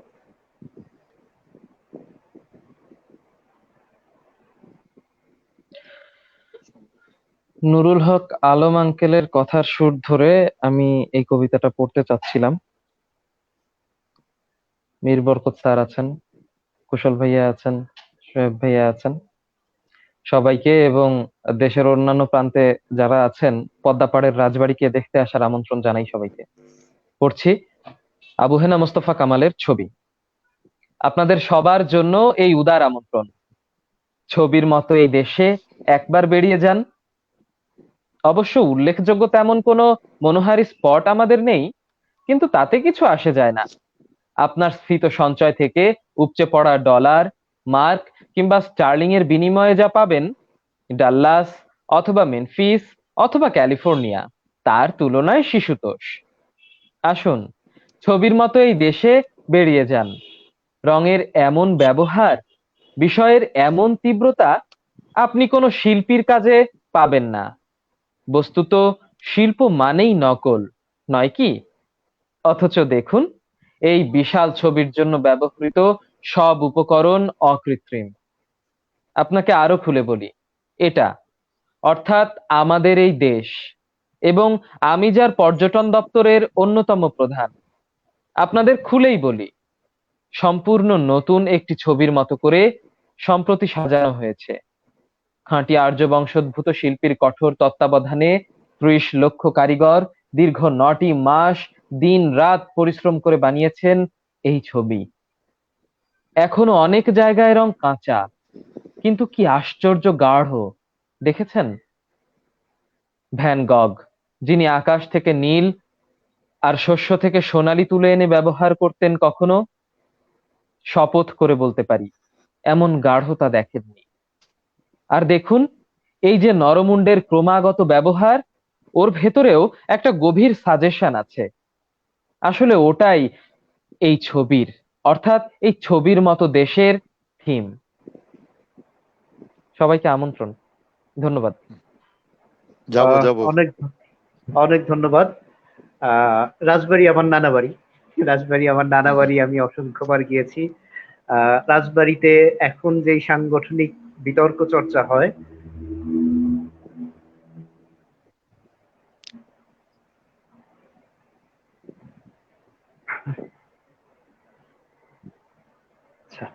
রাজবাড়িতে এখন যেই সাংগঠনিক বিতর্ক চর্চা হয়, সেই বিতর্ক চর্চার শুরু করতে এক সময় আমি গিয়েছিলাম। সেখানে বিতর্ক সংগঠনের শুরুটা আমরা ফরিদপুর থেকে কয়েকজন গিয়ে শুরু করে দিয়ে এসেছিলাম, এবং সাংস্কৃতিক বিভিন্ন কাজেও একাধিকবার গিয়েছি। সিদ্দিক স্যারের দাওয়াতে অনেকবার সেখানে আবৃত্তি অনুষ্ঠানেও গিয়েছি, কবিতা পড়েছি, শিল্পকলাতে কবিতা পড়েছি। সুতরাং রাজবাড়ির সঙ্গে একরকম সম্পর্কের জায়গা তো আছেই, যাওয়া হবেই নিশ্চিতভাবে। আমরা সূচির আরেকটা আবৃত্তি কি শুনবো? সূচির একটা আবৃত্তি শুনে কি বরকত ভাইয়ের কাছে যাব? প্রচলিত ছড়া, সূচি একটা ছড়া শুনুন আমাদের। প্রচলিত ছড়া। হ্যাঁ, গালফলা গোবিন্দের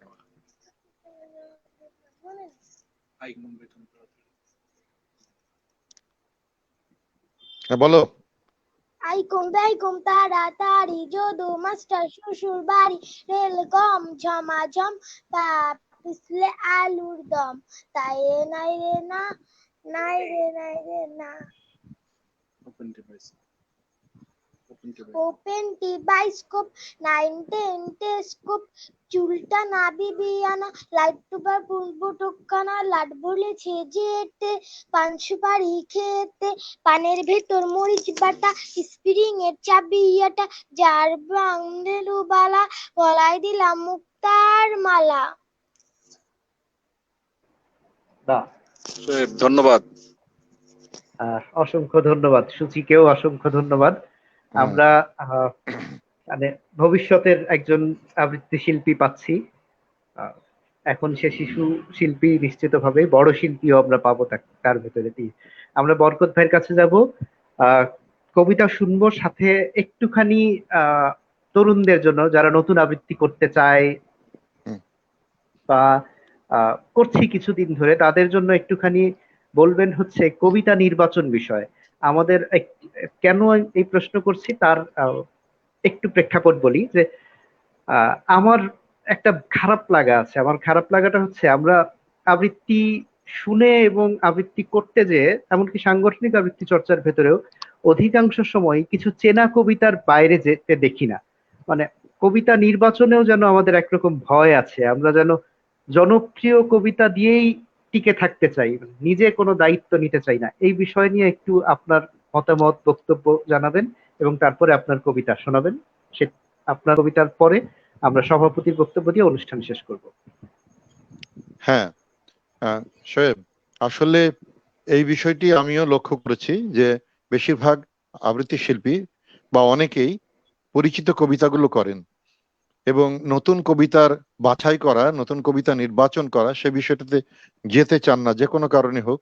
তুমি যেটা বলেছো ঝুঁকির কারণে, আবার এমনও হতে পারে যে অনেকেই খুব বেশি কবিতা পড়েন না, এই কারণেও হতে পারে।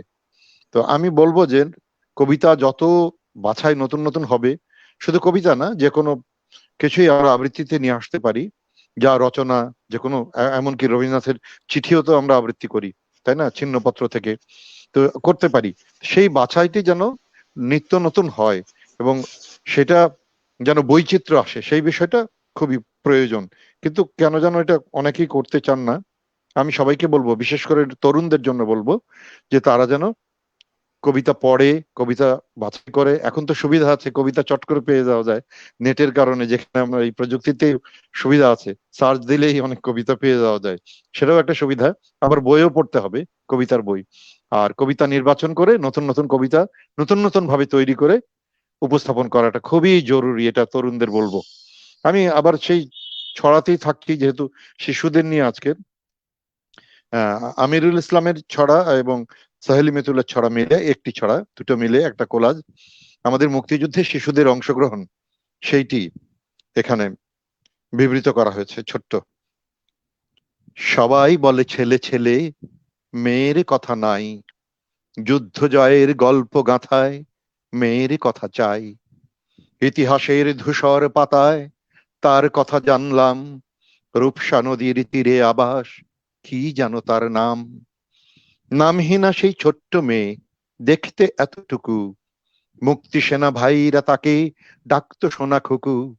খুকুর মনে দুঃখ অনেক, জানতো কি তাই কেউ, খুকুর মনের খবর রাখে রূপসা নদীর ঢেউ। যুদ্ধ যখন শুরু হলো, আগুন ঝরা দিন, পাক সেনা আসলো গায়ে উদ্যত সঙ্গীন। পাক সেনারা বন্দি করে খুকুর বাবা মাকে, কেউ দিল না মুক্তি তাদের, যতই খুকু ডাকে। কোথায় গেল মা বাবা, আর কোথায় গেল ভাই, রাঙা ধুলোয় খকুর কাঁদন ছড়িয়ে থাকে তাই। দিন গড়ালো রাত গড়ালো, যুদ্ধে গেল খুকি, মুক্তি সেনার ক্যাম্পে খুকুর জীবন জয়ের ঝুঁকি। অস্ত্র তো নয়, ক্যাম্পে গোপন বার্তা বহন করে, পাক সেনাদের ঘুম আসে না মুক্তি সেনার ডরে। রূপসা ঘাটে সৈন্য যেদিন এলো, মাঝিরা সব ভয়েই এলো মেলো, নৌকা ছেড়ে পালায় ছুটে জোরে, নভেম্বরের 20 তারিখের ভোরে। ছোট্ট মেয়ে ভয় পায়নি তাই, সৈন্যদের বলেছে, ও ভাই, ওপার যাবেন, আসেন আমার নাই, ওপার গিয়ে হাঁটতে হবে পায়ে। সৈন্যরা সব নাই চড়ে বসে, ছোট্ট মেয়ে হাতের বইটা কষে। বুকের ভেতর আগুন ধিকি ধিকি, চোখের তারায় স্বপ্ন ঝিকিমিকি। বাবাকে তার খুন করেছে যারা, মাঝ নদীতে পার পাবে আজ তারা। নৌকা কাটে ঢেউয়ের পাহাড় জোরে, মেয়ের মাথায় অন্য কথা ঘোরে, বইটা ছেড়েই নৌকা করেই কাত, ঢেউয়ের বুকে শত্রু কুপকাত। মূল্য ডুবে জনাব শেখ খান, মেয়ের বুকটা খুশিতে আটখান। দৃশ্য দেখে ঘাটের মেজর খান, এলএমজি করলো যে টান টান, এক গুলিতে মেয়ের বুকটা ফাঁক, ধরলো ঘিরে তুমুল ঢেউয়ের ঝাঁক। রূপসা তাকে নিল আপন বুকে, নদীর তলায় ঘুমায় সে আজ সুখে।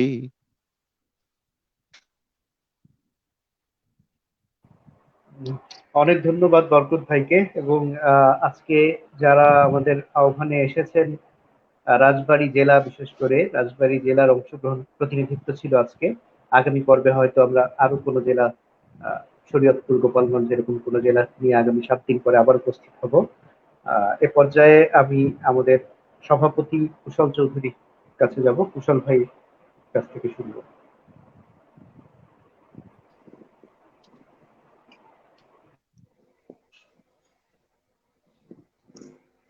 ধন্যবাদ সাহেব। বিশেষ করে বরকত ভাই দীর্ঘক্ষণ আমাদের সাথে যুক্ত থাকলেন এবং শেষ পর্যন্ত থাকলেন, আবৃত্তি করলেন, কথা বললেন, খুব প্রয়োজনীয় কথা। সাথে আলম ভাই ছিলেন, উনি বোধহয় এখন বেরিয়ে গেছেন বা নেটওয়ার্কের সমস্যা। মেরিনা বানু মুন আছে, ওকে বলা দরকার যে আমি ওকে প্রায় ছোট বোনের মতনই মানে ওকে দেখি। সাথে আরো একজন আছে ছোট ভাই জোবায়ের, প্রতিশ্রুতিশীল আবৃত্তি শিল্পী। আমার কথা জড়িয়ে যাচ্ছে, একটু বোঝা যাচ্ছে হয়তো আমার শারীরিক ত্রুটি এবং মুখের ত্রুটি আছে, যে ত্রুটিটা দেখা যাচ্ছে না বা দেখা যায়, এখন বোধহয় বড় করে ছবি দিয়েছে, এখন দেখা যাচ্ছে। সামনের দাঁত পড়ে গেছে বিধায় এই শব্দ বেরিয়ে যায়, আমি কবিতা পড়তে পারিনি, দুঃখিত। যাই হোক, আমার প্রতিনিধিত্ব ছিল আর এই সুযোগটি করে দিয়েছে মুন, সেজন্য মুনকে ধন্যবাদ। আর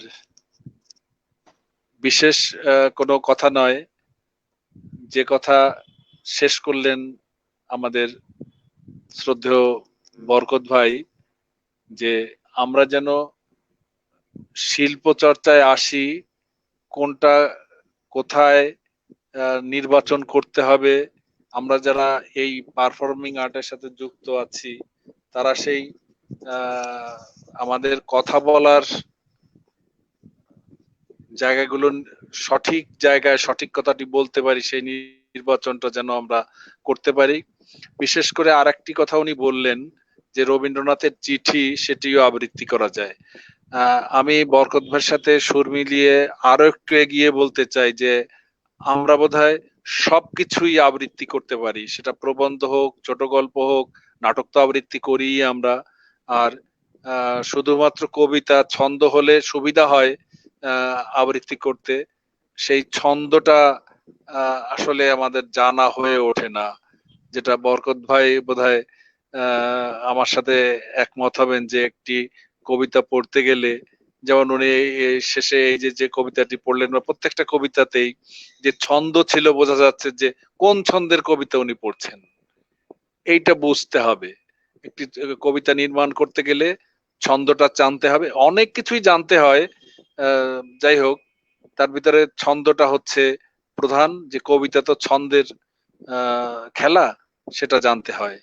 আর সেই সাথে আর কথা বাড়াবো না, যেখানে বরকত ভাই কথা বলেছেন সেখানে আমার কথা বলা আসলে ধৃষ্টতাই দাঁড়িয়ে যায়। তারপরেও বলতে হয়, যেহেতু আমি সভাপতিত্ব করছি। জাতির জনক বঙ্গবন্ধু শেখ মুজিবুর রহমানের এই প্রয়াণ দিবস সামনে আমাদের, আমরা তার জন্মশতবার্ষিকীর অনুষ্ঠান পালন করছি ফরিদপুর অঙ্কুর আবৃত্তি চর্চা কেন্দ্র। সেই অঙ্কুর আবৃত্তি চর্চা কেন্দ্রের সাথে আপনারা থাকবেন, তার সকল অনুষ্ঠানে থাকবেন, এই আশাবাদ ব্যক্ত করছি। এবং আপনারা যে যুক্ত হয়েছেন সবাই, এর জন্য কৃতজ্ঞতা জানাচ্ছি। অসংখ্য ধন্যবাদ আপনাদেরকে। ধন্যবাদ। শোয়েব। ধন্যবাদ সভাপতি কুশল ভাইকে, যারা দীর্ঘ সময় আমাদের সাথে ছিলেন তাদের সকলকে ধন্যবাদ এবং কৃতজ্ঞতা জানিয়ে আজকের মতো এখানেই শেষ করছি আমরা।